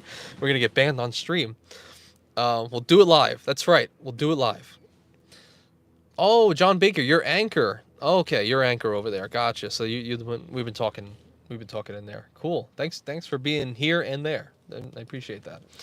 But I want to get back to that car, the Chase Sapphire Reserve. Yeah, you get the Instacart and the Lyft premium memberships. That's true. I mean, with Lyft, you're getting some good discounts, right? And some premium tiers. So I don't know. I guess you can get some. I don't actually use Lyft. I use Uber occasionally, but I know you can get some discounts and stuff like that. But the Instacart too. I mean, I think you're saving money on. I think there's no delivery fees or no service fees. That's pretty good. That's pretty good. So you have to add that all in. Yeah, and $180 every single year in Instacart credits. So, I mean, if you're a person that already uses Instacart, plus the unlimited priority pass and restaurant benefits. I mean, it's like, if you don't have any premium travel cards, Chase Sapphire Reserve is a good choice. With all of those that were listed earlier. Who wrote that? That was Rishi. Yeah, Rishi said that. Right. $81 for a party of 3. So you're talking, $300 credit. So now the annual fee is already $250. Okay, boom. $180 Instacart credit, but also if you're a person that uses Instacart, that could be worth maybe another, call it $250 total. If you're always using Instacart and you save money on the service fees, the delivery. So, but they can be conservative. Let's just say 200. So you go from 550 to 250 minus 200. Now the annual fee is just $50. He mentioned that you get the credit of the DoorDash credit. So that too, like, how could you not use that? Oh, I really like to cook at home. Okay, so just take one day. Just take one day out of the month and just buy your family dinner with DoorDash. Use the $60. So now you're plus positive $10, plus the priority pass, plus all the restaurant stuff and bonuses, plus the Chase offers, plus the higher amounts in all of your normal spending because it's 1.5 multiplier on it if you're going to be using the Chase travel portal. I mean, it's a good card. And then all the insurances you get with that credit card too. Like if your laptop is broken and you paid with that card, it's like 90 days after. Just get that once. $3,000 getting your laptop reimbursed for insurance, and you're good. You're good for 6 years on that card. So kind of a no-brainer card. I don't think I'm going to get the Reserve. I think the only thing I'll do is and I'm going to make a video on this. Am I able to downgrade the Chase Sapphire? I don't think so, right? But I think I was going to cancel the Chase Sapphire because I don't benefit from it at the moment, but only in a way that I could keep my points, because then I want to set the timer for the 48 months to be able to get the sign-up bonus on the Chase Sapphire Reserve. And that only starts, I think, when you close the Sapphire Preferred. So if you close it today, 48 months from today, then you could be eligible for the Chase Sapphire Reserve benefit. So I was thinking long-term with that, Rishi says the Freedoms have $15 per quarter credit also. That's a good point. Yeah, for a free card. I mean, hey, $60 minimum, right? Every single year. It's pretty good. Plus all the cash back and the bonuses and the Chase offers and stuff like that. It's pretty good. Wandering Doc coming in hot, saying, the problem is people who are traveling like 0 to 2 times per year complain about the Chase Sapphire Reserve. Like, hello, these are premium travel cards. You need to travel. Yeah. That's why teenagers and infrequent travelers seem to love the Platinum card, because so many of the credits have nothing to do with travel or dining. It's so true you say that. And the last thing you said was the Platinum card is good for domestic travel, but I wouldn't even put it into the category of travel cards if you do any sort of international travel. Very true. And it's funny because I got the Platinum card a couple of years ago, and I thought a very similar thing. I was like, well, we're getting the Uber credits. Um, we're getting the FHR, we're getting the SACs, getting the hotel credit. Like, and I've been very open about myself and who I am. I appreciate the destination, not the journey. And I love saying that because it's so true. People have told me that the flights, if I do flights that are 10 hours plus, then I would change my tune and I would say, no, you should get like first class and business and stuff like that to get a more comfortable flight. But I just haven't taken any flights longer than 2.5 hours, so I wouldn't know. But I also just love hotels, man. Like, I made the point that with the FHR credit, if you happen to use that, or if you just stay at those hotels and you get extra checkout time, like you can check in as early as 12 and check out as late as 4 p.m. You're literally getting over 24 hours in the hotel. And for someone like me, like I just went to the Ballantine in Charlotte, which I think, Doc, you were asking about that. There was a pool there and they had a spa, which I didn't use. But they had a restaurant. Like, I liked hanging out there, a gym, a sauna. Like, I really enjoyed using the services there. So I was like, okay, I'm getting literally 28 hours within this hotel to do whatever I want. But I'm a fan of that. And then you go out and you come back and stuff like that. And on the last day, usually you're not going to do things, you're just going home. So I like to just wake up at 11 and I can just hang out until 4 and then leave, you know? And if you have like, certain apps like the Hilton app and stuff like that, it'll just sign you out automatically or check you out. I think it did that too, but it'll just check you out automatically. So what I've done in the past is when I was in Lake George in New York, hopefully David's still here. He'll know about that. In Lake George in New York, there's a nice hotel. It's called the Fort William Henry Hotel. And on the out, so they have the indoor area where you check in or whatever, and then past that is the pool, and it overlooks Lake George, which is super nice. So we stayed there, and they had a system where it's like, oh, just text back to check out. Like, oh, check out soon. Just text check out, and we'll check you out automatically. So I was like, okay. So you know what? We're gonna sit in the pool, and I don't feel like leaving because I think checkout was at 12 or 11. So we just sat in the pool, not financial advice, don't get sued and don't get kicked out. But we sat in the pool and I was like, okay, we checked out. And then we sat in the pool until like 5, until the sun went down, and then we went home. I was like, I'm not leaving right at 11. I want to take advantage of the pool some more, man. So I'm going to just hang out. I say I checked out. But you have to be slick with it because sometimes they'll give you a little thing, like a badge, like, oh, here, you're in the pool, so here's a wristband. Keep that. And you have to kind of be slick with it too. You kind of have to sit there and be like, if they're coming around checking, like, oh, you still checked in, because people will just use that for free. You'll just make believe you're really disheveled, like, oh, sorry, I had to, so many things going on, and they'll be on their back foot immediately, like, let me not bother a patron. And you'll be like, as soon as you show the thing, like, come out of your pocket, like, oh, I have the band, I'm supposed to be in the pool. They'll be like, no problem. And that's exactly what we did. They're like, no problem. And then you went to the next person and harassed them. So you got to be a little bit slick, but like I said, don't get thrown out.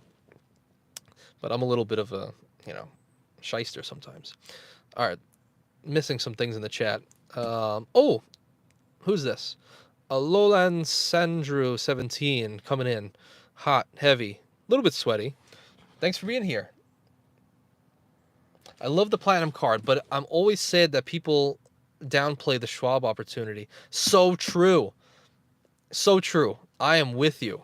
I am super with you with that. The Charles Schwab Platinum, now Stan the Credit Frog will disagree, and he'll say that the Morgan Stanley version is the best version of the Platinum. And that's because he gets authorized users for free, and I believe most of that annual fee is free. So he doesn't have to pay like everyone else has to pay with the annual fees. He's special. But I say, if you're not that person that can take advantage of all those things to get a Morgan Stanley Platinum for free, get the Schwab.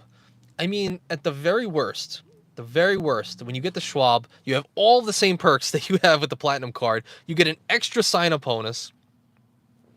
You get an extra sign-up bonus of 100,000 points, which some people can easily do. Just hand it to your family, your friends, and then have them Venmo you back. Hopefully no one cancels me. And then, at the very worst, you could always just, if you don't care about travel, you don't care about anything else, you really just, maybe you have hard times and it's a recession and I lost my job.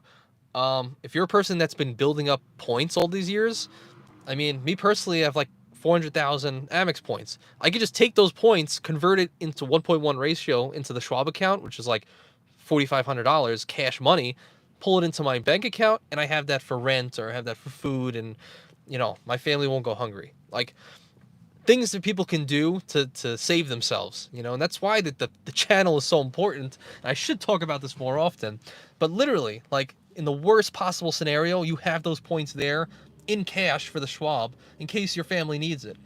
Like $4,500 for a couple of years worth of churning could be a year's worth of groceries, just because I decided to spend that money anyway and sign up for a credit card. It's like, don't miss that opportunity. You're so true. It's so true. The Schwab. I love the Schwab for that reason. Also, and I was somebody that was like, okay, what if you're a person that lost your job, right? And you got a financial review from American Express. Say you got over like 35,000, and like, okay, we need to verify your income. Oh, but I lost my job. It's a recession. They don't care. I don't think. If they do this, it's gonna be like, okay, you don't have the job, we can't give you these credit limits, or we might even close these accounts. And if they close your American Express accounts, you'll only have, from what I hear, a certain amount of time to do something with it. So, what I was thinking was like, man, in that scenario, that sucks. But if I have like a week, even if I have one day, I'll just immediately transfer all the American Express points out of the Schwab into my bank account, and I'm safe. Okay, close the American Express accounts, fine, it sucks, but at least I got $5,000 in cash. That's a huge thing, for sure. So for that alone, I think I sold you on it. So use my referral link for that. No, I'm kidding. on the Schwab. So that's my rant for that. And I missed some things. And thank you guys for being here, man. I'm so happy that there's so many people were alive and having a good time. And thank you for 1,000 subscribers. That's why I did this, to meet all you guys and come in. But we're not done yet. We're not finished. I'm having too fun with you guys and learning too along the way. Hopefully you guys are learning too. Wandering Doc says, no, you can downgrade you can downgrade your Sapphire card. I downgraded my Chase Sapphire Preferred to the OG Freedom before applying to the Chase Sapphire Reserve. Now, if you downgrade, not to go back so far, but if you downgrade, do I lose my Chase points? I don't think so, right? I don't think I would lose I have like 40,000 Chase points. I wouldn't lose that if I downgrade to the Freedom Flex, right?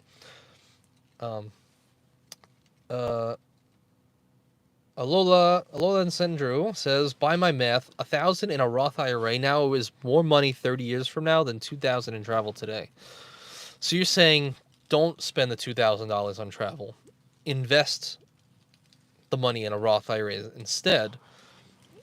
That's what you're saying, right? By my math, 1,000 in a Roth IRA is now more money 30 years from now than 2,000 in travel today.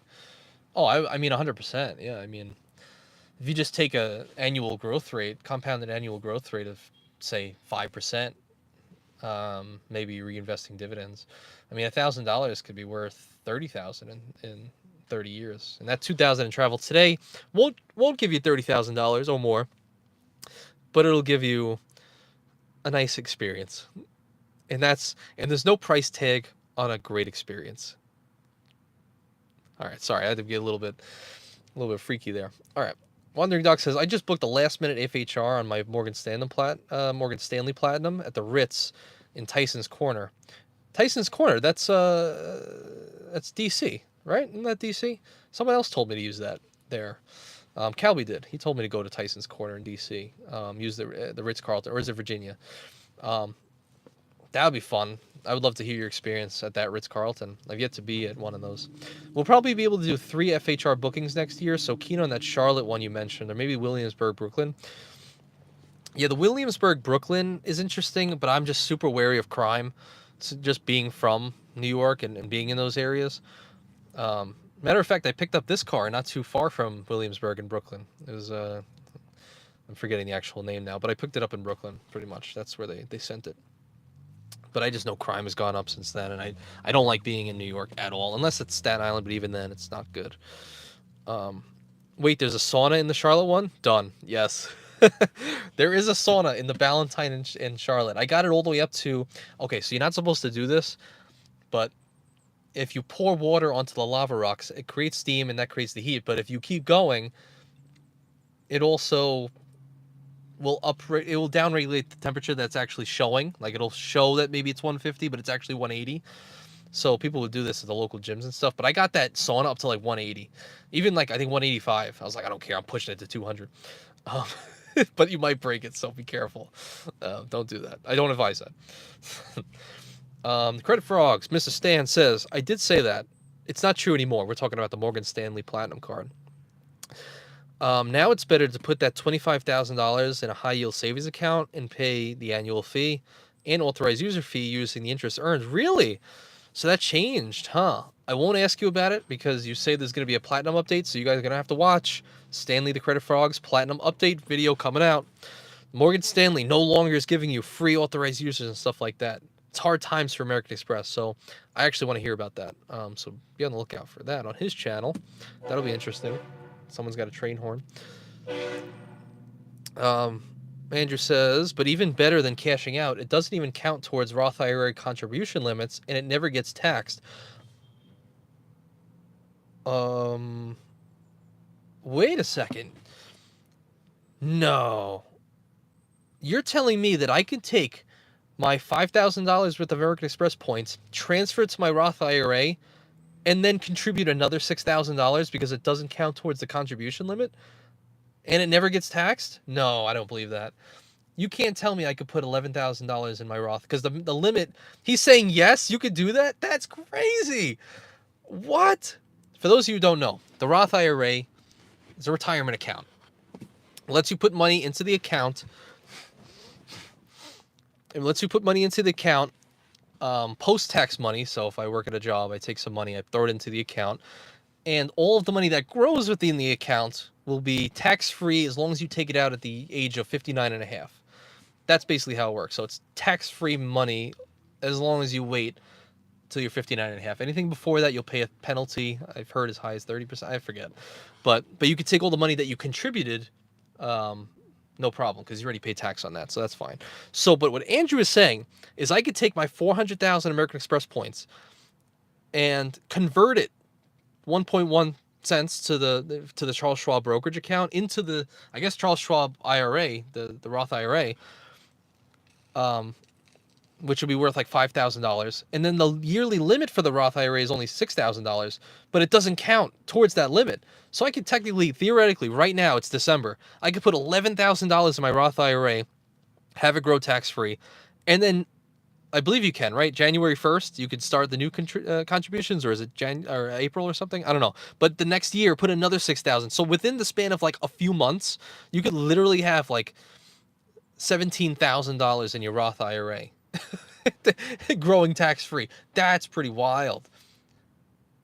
That's wild. Thank you for bringing that up. That is such a good point. Man, I may have to do another video on the Schwab. With this newfound wealth of knowledge, I may have to do that.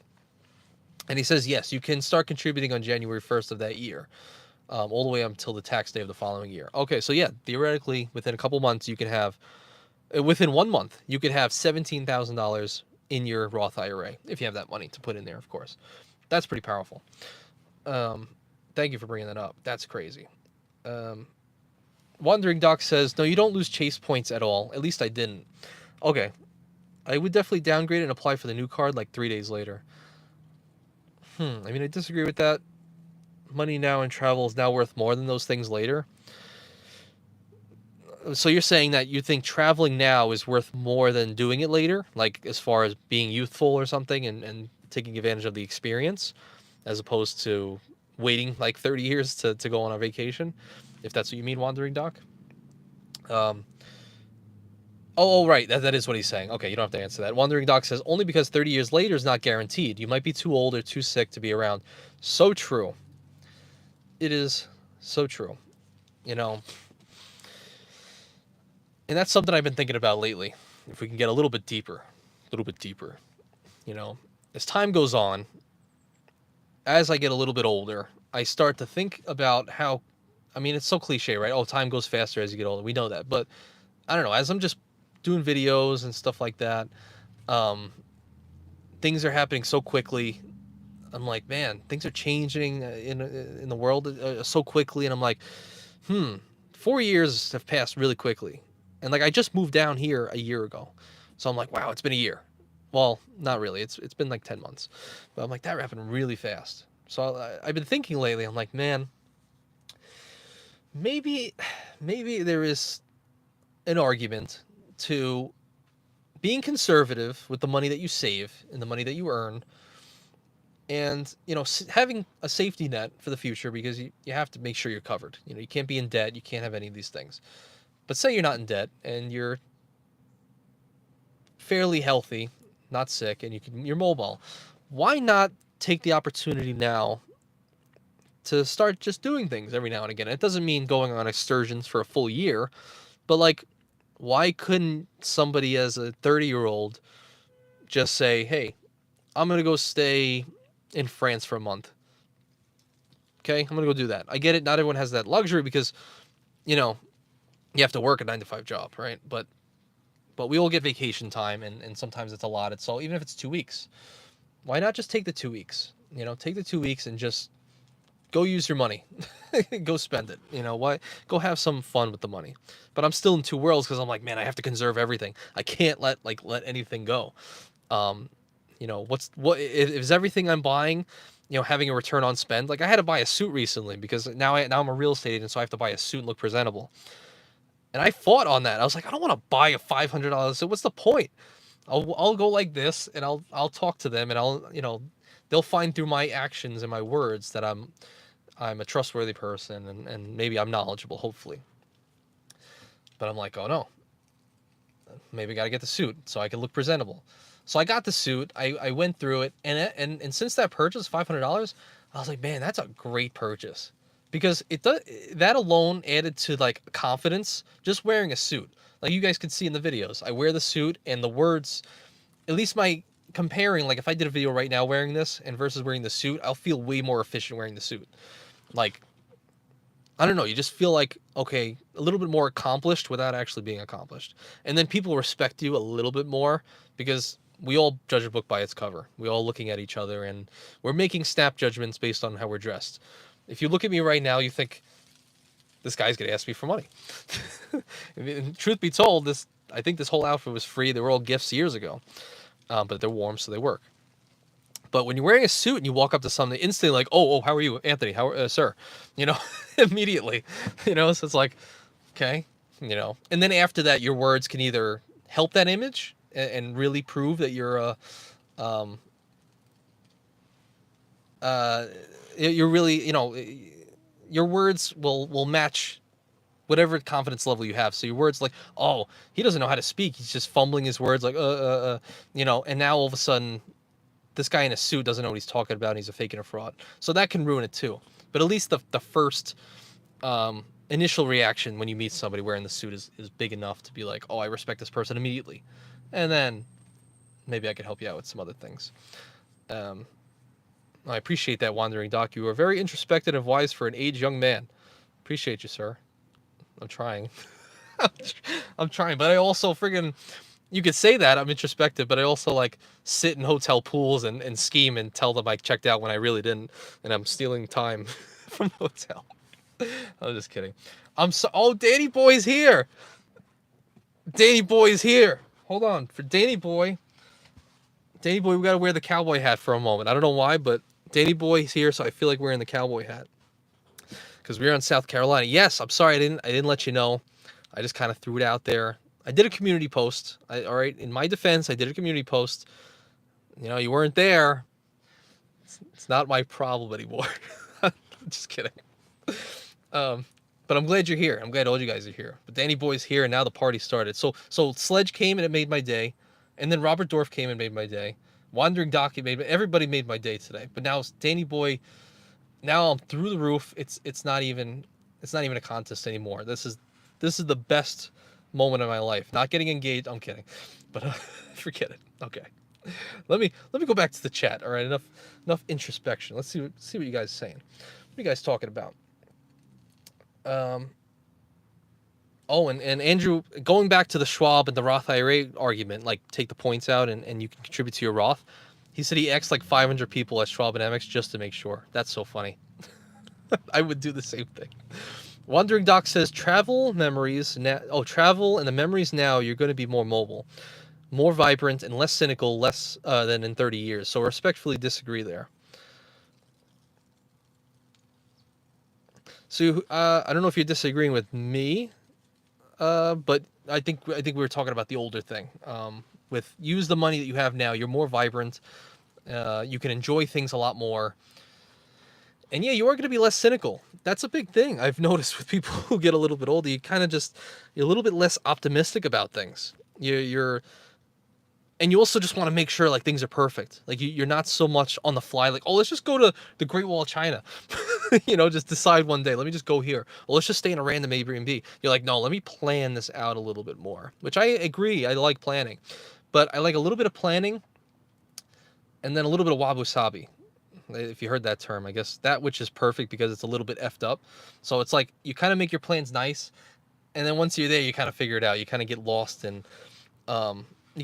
whatever the culture is or wherever you are, which I plan to do in the future. I've since only done that in like the continental United States. So interesting. Um, okay, talking about saunas. Oh, Jason's here. Appreciate you being here, Jason. Saying videos are good. Keep up the good work. I hope so. I hope the videos are good and they have good value, stuff like that. Um, so I appreciate you saying that and being here, and all you guys for being here. Um, Stan says the IRS has entered the chat. IRS is here. Listen, we pay our taxes. We do everything correctly. I'm not even writing off the car yet. Okay, but it will happen in the future. Wandering Doc says 185 Fahrenheit for 16 minutes in a dry sauna is actually where you start getting the immune system, cardiovascular, and longevity benefits. So heat and frequency matters. Longitudinal studies in Finland say. Very true, right? I think they talk about, I don't know the full science, but they talk about heat shock proteins and yeah, I guess just boosting your immune system. I believe when you're in the sauna for that long too, you also get an upspike of growth hormone, which we kind of know there's a direct inverse relationship between growth hormone and cortisol, right? I believe. So it's like if you're really stressed, typically your growth hormone will go up. I mean, go down, and you're just a less vital human. And if your growth hormone is up via exercise, sauna, stuff like that, then your cortisol levels are subsequently lower. So you're less stressed, and you look better, and you feel stronger, and you're more vital. So it's like big thing going in the sauna. And also, cold plunges, which a lot of people have been doing recently, especially UFC fighters, jiu-jitsu people. They're getting into, zero, even sub-zero if you do like the smoke and stuff like that. But these ice baths that are like freezing, literally freezing. Stan's leaving. Hold on, let me cut myself off. See you later, Stan. Enjoy the holidays. Merry Christmas to everyone. Merry Christmas to Stan and your family. Have fun. Enjoy. Thanks for being here for an hour. Or so, however long. I don't even know how I've been. An hour and a half? I don't know. But thanks for being here, for sure. Yeah, but doing these cold plunges can also upregulate your growth hormone and downregulate your cortisol. So you're just less anxiety and less stressed overall just by doing this every single day. And if you're a person, of course, growth hormone is also associated with, less joint pain, all of the connective tissue related to your bones, your ligaments. Look at this hair, your bones and ligaments. Huge thing to be doing that. Is everybody in here working out and stuff like that? How are you guys being healthy? That's what I want to know. Jordan's here. Hey, Anthony in chat. I'm enjoying the stream. Thanks, Jordan. I hope I'm making it enjoyable, And I will post this. I think I'll post it just to keep it, just to see what happens when you post live streams, because it's my first time, so I don't know. But I'm glad you're enjoying it. Hope everyone's enjoying it. I'm having a good time. on this Christmas Eve. Wandering Doc says, I used to do the same at Olani Disney Resort when I lived in Hawaii for 5 years. I would use their infinity pools, jacuzzis, even though technically they were only for hotel guests. Heck yeah, man. That's what I would be doing. If I was in Hawaii and I just had access to infinity pools and jacuzzis, I would just stumble in there, just wear a nice shirt like I'm a tourist. Because, like, a lot of these premium hotels, they have a policy as to not harass the patrons. Like, there's a lot of issues that come from that. If you're like a baller and you're walking through and obviously if you look the part for the most, I don't know. But if you're a baller walking through and then all of a sudden this random guy is like, are you supposed to be here? There's a lot of people who are wealthy who would take really big issue with that. So I think they're almost advised in these high premium hotels to be like, okay, we could check via armbands, but let's not push the envelope by just asking people, are you supposed to be here or not, or kick people out, because that could like raise hell for further patrons in the future. So I just take advantage. I take advantage of that. I'm like, all right, I'm gonna go sit in this pool as long as I can. Wandering Doc says, I'm guessing in your late 20s, but that is just a guess. Only because of the engagement, and I would think mid-20s would be uncommon these days. Well, it's not far off. I should say maybe closer to your latter response, to the mid-20s. I feel like I've even mentioned it, but... Oh, come on, Danny boy, what are you doing? You can't be $10. That's too much. That's too much. You can't be doing that. Just lay me to rest. You can't be donating $10 and expect me to be okay with that. Like now I'm gonna have to force you, like I did to Sledge, to make YouTube videos to get monetized so I can do the same for you. Like, it doesn't just end. Like, I don't just make $10 when you give it to me. Like, it means I give it back in the future. Okay? So, you can't do that to me. But I appreciate it. Wait, did you say you're leaving? I have to get back to work, but I'm still mad at you for having you stream this early, and I wasn't notified, but I'm glad you're finally doing it. Happy holidays. I really appreciate you, Danny, for being here, for doing that. Maybe we can make this a weekly thing. I don't know if people would want that. That would be fun. I would love to do like every Sunday or something, or every Saturday. I don't know. That would be awesome. But if you guys are enjoying it and you don't mind me and my stupid words and my stupid knowledge of things, then I would love to do that too. But thank you so much, Danny. I don't know what to say. Just you'll be paid back in the future. That's all. Okay. Wandering Doc says we're talking about saunas and no, we're talking about experiences again and traveling. Exactly. People cannot tolerate discomfort when they get older. Also less spontaneous and way more risk adverse. For what it's worth, that's why I advocate as much travel and unique experiences in your 20s. Yeah, it seems like that makes sense to me. Like, I don't see why you could... Like, I get the point of hustling super hard in your early 20s so you could set yourself up for 30s.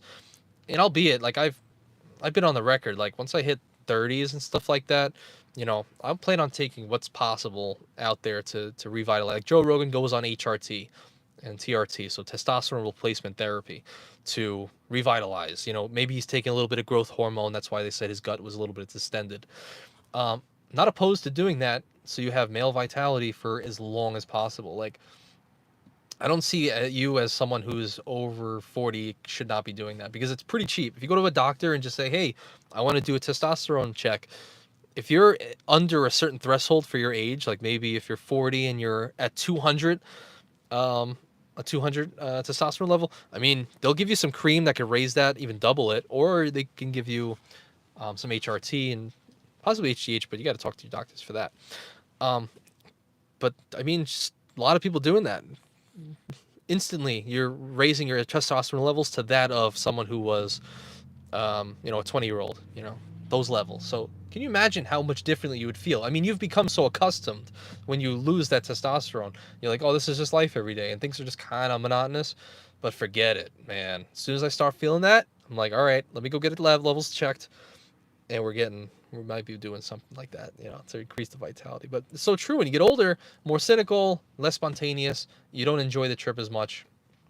it also depends on your personality too. You know, like as I've gotten older, in my mid-20s, like I feel like I haven't changed in my ability to be stupid and playful, if that sounds, if that makes sense. And I think that's important, for a lot of people. You lose like joking around, and you lose like saying stupid things or putting voices on, or like how I'm, putting cowboy hats on and stuff like that. Why why lose that when it just and running around with kids, like don't sit where the parents are and talk amongst yourselves, like, you know go hang out with the kids too, go run around and jump on a trampoline and do that stuff.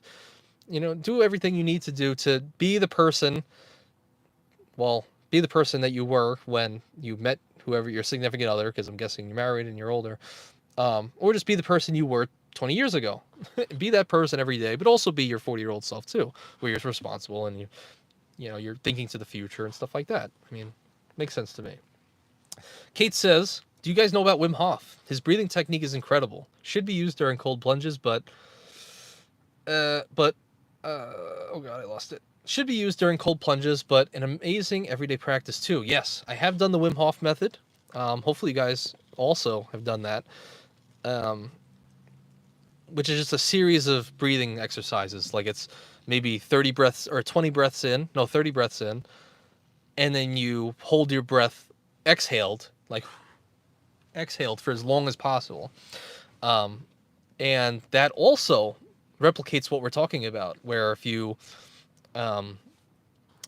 putting yourself in this kind of fight or flight state, and you're adrenalizing your blood, you're raising your adrenaline levels, and I believe also raises your HGH, lowers your cortisol. So at the end of this whole Wim Hof method, this breathing technique, you're not only more vital and feel happier, less anxiety, but you're also able to resist cold. Like I've done this in the cold. I've literally used to stand outside for road tests when I was a driving teacher, and I would do this method and stand out in the cold.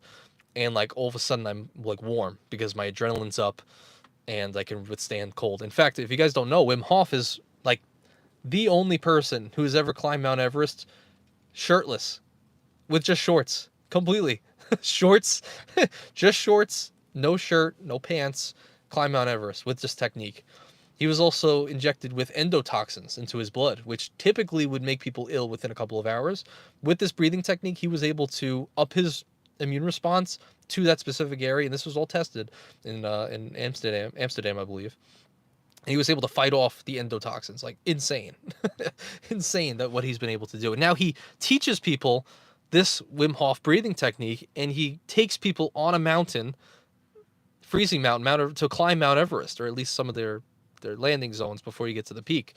And other people are doing it shirtless now. Like, it's huge, and we should be doing it more. Matter of fact, I should do it right now. It's 20 degrees out. I should just go walk around doing this method.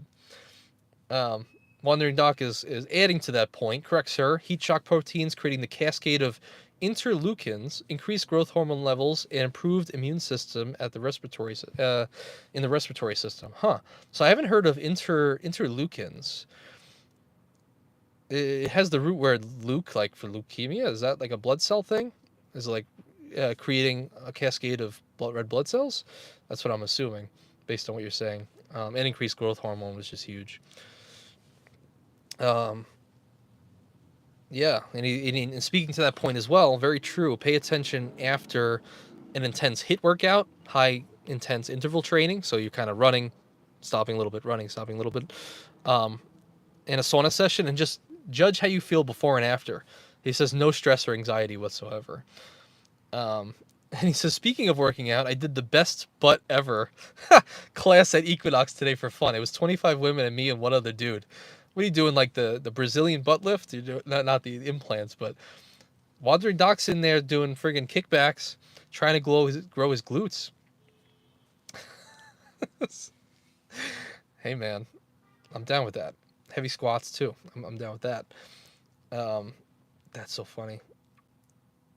And then he says, people told me that my metabolism will significantly go down when I turn 30. Nope, better shape in my life in my mid-30s than I was in my mid-20s. That's huge. And when you get older, you understand your physiology better, and you can tailor your movement and your workouts to when you have ice cream and cheat meals or whatever you want to call it. And he also states, I would actually argue that it's harder to stay in shape in your 20s because you're grinding education and investments and business, whereas in your 30s you can slow down and sleep more and work out. That's a good point. That's a very good point. I guess there are a lot of people, like even if we talk about the YouTubers like Graham and Meet Kevin, grinding on YouTube every single day, putting out videos or working on videos. And they've talked about how they're not in the shape that they want to be in. Like Meet Kevin he gained like 40 pounds and then he lost 40 pounds when he started taking it seriously because there's just nothing to do all day but to make videos, research the news, and eat. And Graham has gotten a little heavier, he said. He was like, I don't like my stomach, stuff like that. So he started boxing and getting in better shape and stuff like that. But it's just like the day-to-day grind gets you. You're like, oh, I have to keep working, make as much money as possible, really grind. But you miss out on the other component. Like you're working out your brain to the capacity where you're kind of growing your knowledge and you're working hard, but you're not working your entire body, which funnels back to your brain anyway. Like some really good ideas come from just taking walks or just going to the gym and hitting some squats or some bench presses. I mean, if you're going heavy on squats and bench press, there's no thinking after that, but sometimes you have some epiphanies after the fact. They're just nice saunas. Like, got to take care of your mind. I mean, take care of your body, because your body is a proxy to your mind. So that's such a good point. And Andrew also says, I agree. I've been in better shape now in my mid-30s than in my 20s. Just goes to show. I actually, even though I do go to the gym regularly now, I actually do agree that I will be better in my 30s. In fact, I want to look like this at 90. Because like I said, taking some of those, HRT and stuff like that. Wandering Duck says, yes, the interleukins are the blood cells and the molecules they use for signaling to ramp up white blood cell production.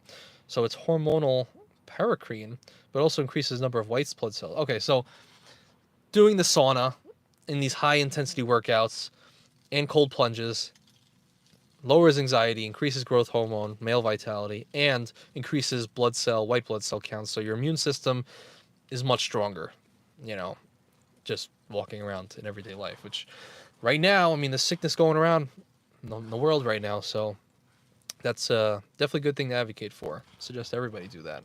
Live like Wandering Doc. That's what I say. What Wandering Doc is doing is what everyone should be doing. Working out, feeling healthy, if you can. And if you're injured, you could figure out ways around it. I mean, if you could walk, do that. If you can't walk, do some stuff in a chair, do some sort of overhead presses, military presses, stuff like that. It's always something you could do, which is great. Interesting. What time do we have here? An hour and wait, no, that's not. Is that an hour and 17 minutes? Has it been that long? Huh. Interesting. Anything else you guys want to talk about? We went into health, wealth, scamming hotels, power outages, Tesla. Went into a lot of good things. And I really like the conversation.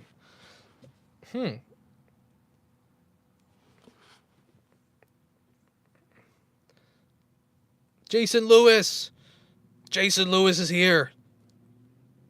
How's it going, Jason? How's everything, man? Merry Christmas. Glad you're here. Thank you for stopping by. We're just talking about a few things. We're talking about credit cards and Roth IRAs and being healthy and the holidays and all that stuff. So if that interests you, hang out for a minute. Wandering Doc also says, gaining and losing weight very fast is almost a death sentence. You're messing up your set point and thyroid hormones and sets you up for problems later in life. Pretty true. Yeah. And he says you may get to the point where you basically are eating 1,800 calories and still cannot lose weight, or vice versa, cannot put on muscle. Bouncing around different weights is generally not advised. See, that's been my main contention over the years with calories in, calories out. There's only one caveat, and over the years I tried to ask doctors and no one could explain it to me.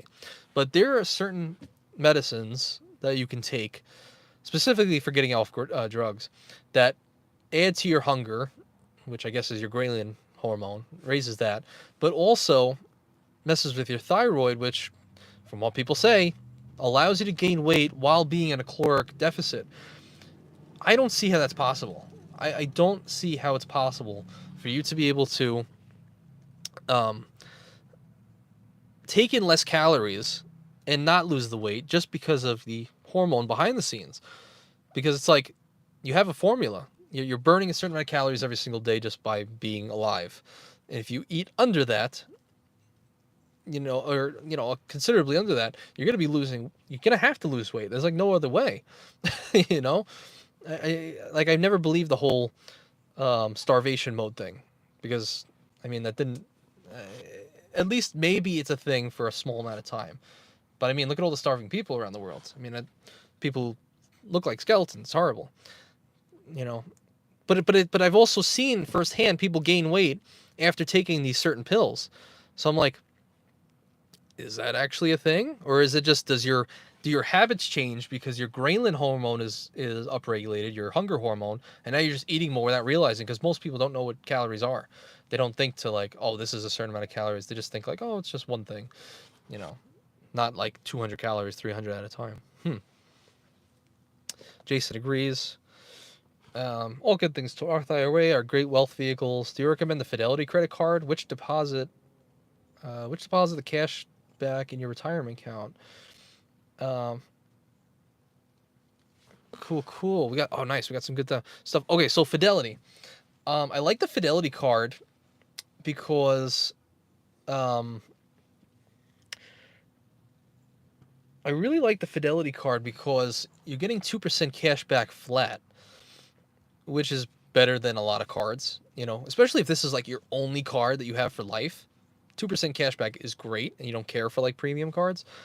And the fact that it funnels right into your investment account is huge, because you don't have the immediate thought to like, oh, let me just pay a statement credit, or let me just transfer it to travel, or I don't know, let me use it for a gift card. Nonsense stuff.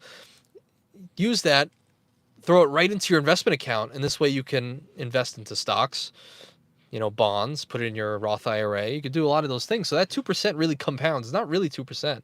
If you're a person that doesn't want to take anything out of your brokerage account, you're like, okay, 2% compounds every single year based on wherever it's invested. So it's not just 2%. Could be 3, could be 4% over like a 20-year lifespan. Well, not lifespan, but 80-year lifespan, but 20, horizon, 20-year horizon. So I think the Fidelity card's good for its simplicity and the fact that you may be psychologically less likely to take it out. And Wandering Doc says, Fidelity's nice because of the free domestic wires, and internationally ATM fees are reimbursed. Oh, I didn't know the ATM fees are reimbursed. That's a good card. That's why a lot of people have the Charles Schwab debit, because they want to get those fees back, those ATM fees back. Interesting. So the Fidelity does that too. And don't charge for domestic wires. That's good too. Wandering Doc is also curious. In my local real estate market, obviously transactions are down, but have you seen prices creep down as well? Yeah. So, of course, it's always dependent on the area. Like, some of the areas for real estate that I'm in South Carolina are, they are highly sought after still. So maybe, albeit a little bit slower to sell, but prices have not come down. They're kind of just waiting double the amount of time they would normally wait, but still, like, I've seen some houses within the last couple of months get sold within a day in like certain neighborhoods. But everywhere else, yeah, I've been kind of looking. So far, I've seen on average like a 5% drop. Some cases more, like 10% drop, but in some rural areas like 5%, and then some near the city like 10% drop so far in prices for the houses. Just for some, not all, but I believe that'll continue. I think I don't know. I think it'll probably continue as more and more people are seeing the environment. Like, I'm seeing people now, like, actually putting their house on the market. In my opinion, I think they're putting their house on the market to raise cash, because they think this recession is going to be horrible, and it's going to be a 2008 repeated, even though it's not. None of the same factors the same for real estate like it was in 2008 with ninja loans, no income, no job, no assets. They're getting financing on a house is way more stringent nowadays. But I think people are selling because I don't see any other reason. Like I talk to some of these people, and they all make it seem like they're raising money for cash. Maybe they have another house, or they're just moving further south. I don't know. So I don't know why you would sell, because if you're gonna sell and you don't have another house, you're gonna have to buy another house in leading into a high interest rate environment, which is not wise. So it's weird. We'll have to see what happens. But so far, around 10% drops I've seen around here.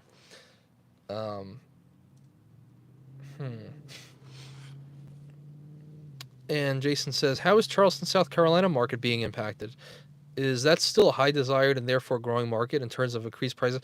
Well, it's a good question, because we've also seen record lows, not record lows, but record drops in the cities that are coastal cities. So a lot of places in California, places like Charleston. I'm forgetting some other like major ones. Maybe places like in Florida, like St. Augustine or something like that. We've been seeing like a bigger hit in coastal cities because they're more desirable. And I have not actually seen if Charleston is impacted, because, like you said, it's a very desirable area. So if you're in a desirable area right now in high interest rate environments, it doesn't really matter. If it's high desirable, people will come. But what may happen is eventually that the people that come into these markets, these new neighborhoods, these new areas that are sought after, they could in turn drive out the locals who have been here for a while, and force them to go to other more desirable areas that have less people. They're just more desirable because there's less people. They don't want to have an impact. I mean, they don't want to see the impact of thousands of people coming in and rooting, the traffic and stuff like that. So these people who are locals are now moving out into sub-cities that are maybe less populated. And then what happens there? Maybe an influx of people to that small population area doesn't have the infrastructure to keep up with all the people that are moving there, and then that becomes a less desirable city. And then they move further south, and you go to another city that's less desirable, and then again, the infrastructure doesn't keep up. And then eventually people circle back around to the original spot, so I don't know. I think South Carolina is still going to have a growth rate higher than that of the people leaving, just because everybody like myself who moved from New York, California, Texas, stuff like that, I think they're still going to be moving to Florida, well, actually moving to Texas, moving to South Carolina, to Florida, even to some other places like some rural places. I can't really think of it. I mean, maybe Alabama, stuff like that. But I'm seeing people move into South Carolina much higher rate than people are leaving, which is, I believe, the opposite in New York. People are leaving faster than they're coming. So I think you could actually grow in this environment where you have people moving into South Carolina, even though it's high interest rates, so you'll have a higher population, and thus property prices might stay pretty stable for that reason. Demand might be high enough. But I don't know. I wouldn't want to be in New York or California if I own a house. I'd rather just keep moving inland to the center of the country. Wandering Doc says exactly 30% of all houses are owned free and clear, and significant majority of the mortgages ones have are under 4%. Majority of the mortgages ones have a mortgages of under 4%. So you're saying 30% of the people own their house outright, and for the people that do have mortgages, they own 4% of their house. Is that what you're saying? So they still owe 96% on their house. This creates artificially constrained supply, which if you sell where you're going to move, and what interest rate are you going to get then? Yeah, that's the most damning thing. It's like, where are you going to go? And I will admit, I've been making this argument. I think he's saying that their mortgage rates are 4%. Sorry. Their mortgage rates are, thanks, Jason. So their mortgage rates are under 4%. Oh, yeah. So for the people that do have mortgages, their mortgage rates are 4% or under, just because they've had it. So yeah, if you're a person that's just buying a home, which is the least amount of people because it's only been a year since we've had high interest rates, yeah, those are the ones coming into the home. So that makes sense. Really, it's like, yeah, why would you sell? So yeah, artificially, it's like there is no supply on the market, because why would you sell? Although I'm still seeing people sell. So I'm like, why? Who are these people? Yeah. Yeah. Got you, Doc. Yeah. So like, where are you gonna go? Now I've made this point. I wanted to do a YouTube video on this when I first started. Probably I may still do it. But I was making the case for if you are not going to buy a house, maybe you don't have a down payment, maybe you don't want to own a house, maybe it's high interest rate environment. These three things. If you don't want a house at all, there's a real argument for living out of Airbnbs full time versus an apartment. Think about it. Like if you have an Airbnb, or I mean, if you're staying in an Airbnb, it's fully furnished. Sometimes they have food in there. You have the paper towels, you have the furniture, you have the beds, you have everything, you know. But if you walk into an apartment, a lot of the times, most of the time, it's not furnished. You got to haul your, get a U-Haul truck and put some couches in there, maybe buy new furniture. Let's buy everything and put it in here.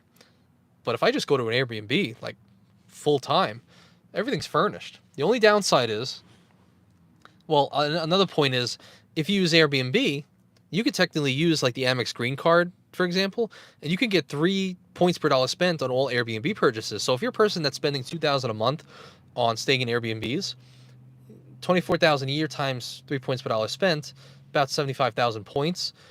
Transfer those to travel partners. Maybe you're a traveler, and you're getting $1,500 in value. So you're almost like, if you use your Amex Green Card, pay $2,000 a month for your Airbnb, you get 1 free month every single year just for using that. And you can't say that with the rent, unless you're using Plastique or like the Built card. You can't say that for renting. I can't use my credit card to pay for rent unless you had those specific cards. So like, man, I think staying in Airbnbs is a way smarter thing. But the only downside is, well, one, you might not be able to stay there the whole year. You can't get a long-term lease.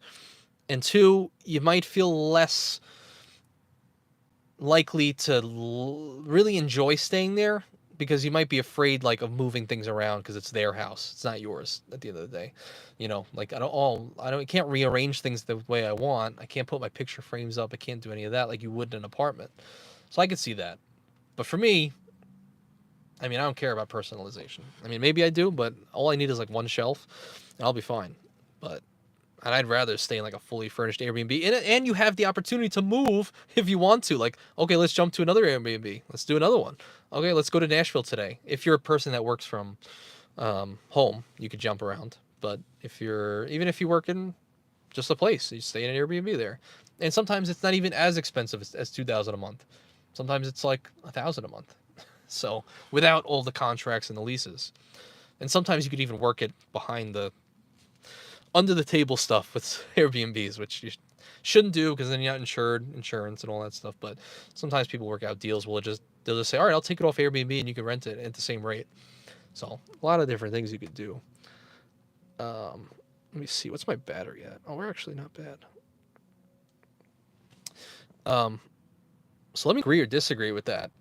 Airbnb full time versus renting an apartment, because I say Airbnb every single time, for sure. For sure. Just with all the credit card stuff you can get. Just for that alone, like getting a free... And in fact, like the YOTTA card, I always talk about the YOTTA card. Like, you could put your rent on the YOTTA card. Or, I mean, put your Airbnb on the YOTTA card. You could possibly get that for free. Like, if you just use that, maybe every 3 years you get one swipe for free. So that's $2,000 for free. I mean, that's a free month. That's pretty good. Although I still think the Amex Green is probably better than the YOTTA card, just if you don't want to deal with probabilities. Very interesting. Huh. Well, man, I really do think this was enjoyable. I'm realizing, because you guys know I do everything on the phone.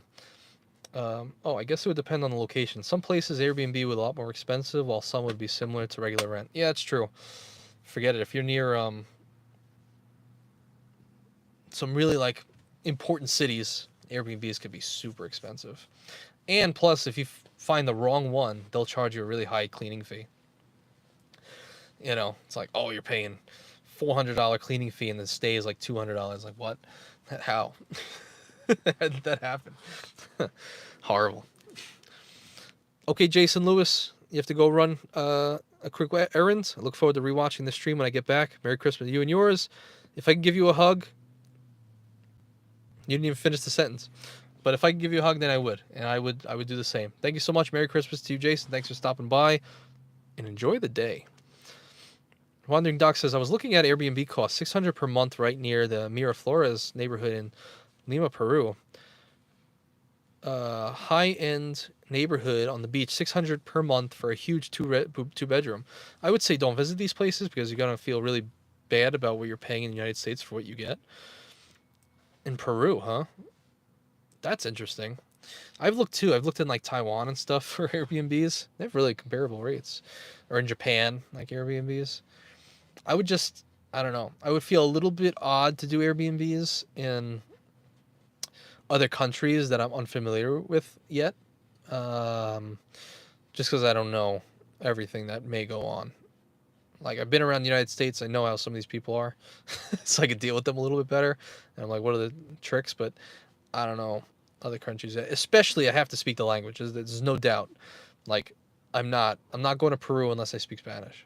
It's not going to happen. We've talked about this. We're like, oh, if we go on vacation for like a month or two, then I was like, all right, for the 3 months prior or 6 months prior, I'm just going to go ham and just learn that language as much as possible to be slightly conversational, at least to get around. Because then it just helps you bridge the gap too between cultures. You feel a little bit more, people are less awkward around you, or they feel more accepting when you took the time to learn their language. So I think it was like Woodrow Wilson. Was it him, or was it Eisenhower? Who said that? It was like, if you speak a man in his second language, you speak to his brain. If you speak to a man in his first language, his mother tongue, you speak to his heart. And I thought that was a good statement. And I've kind of done that over the years as a driving teacher. I've tried to learn a couple words or a sentence in every possible language you could think of. Something like 20 languages, because I just drove with so many people in New York. And as soon as I did that, they were like, oh, hey, first time, something like that. And immediately they'll be open as soon as I give them like a quick sentence. They're like, oh, you're like, we're the same, something like that. So I think that's a huge thing for barriers, for cutting down barriers for sure. So I love that about that. So 100%, if I go to Peru, we will start speaking Spanish 3 months prior. We'll start learning for sure. Even Japan, even though I don't want to learn Japanese, I will have to if I go to stay there for an extended amount of time. I don't really want to, though. God. Okay. Let me just make sure. All right. My battery's dying. You guys know I'm always on the phone. I'm at like 15%. So I'm going to just be careful here. A couple other things I actually have to film too, so I'm going to be wary with that. But honestly, guys, this was so much fun. Everybody that's in here, thank you so much for being here. I mean, like I said, I'm just me in my car. And hopefully I did a good time. I provided some value. You guys had some fun on Christmas Eve. And me just sitting in my car for my first time live stream. So hopefully it was enjoyable. Appreciate all you guys who did comment, and we just kept the conversation going. We hit so many good topics. I love it. Like, I would love to condense it all and just like post shorts of all of it, but I'm probably not going to do that. But I don't know. Let me know if there's something we should keep doing. I would have a really good time doing that, and we could get even deeper on certain topics, gain a better understanding of maybe the stock market, just general finance and philosophy, like talking about getting older and traveling now and using your money, stuff like that. So, and appreciate to everybody who did do a chat. Danny, Stan, Sledge. Oh man, you guys are amazing. One closing question. You're a driving teacher? Can you teach me how to heel toe a manual car like they do in Japan? No, I never learned manual, unfortunately. That was the only thing I didn't learn, but I did learn everything else in driving. So maybe we'll have to save that for the next time. Maybe I'll learn that and then I'll come back next week. But yeah, thank you guys so much for being here. Hope you have happy holidays, Merry Christmas. Thanks for being here with me again. Really enjoyed it. But yeah, I guess I'll see you guys in the next video Tuesday, and then if not, maybe next live stream next Saturday. Maybe. But until then, thank you guys so much, and I guess I'll see you next time. Appreciate it again for 1,000 subs. I can't say it enough. Okay, bye before I go crazy. Thank you guys so much.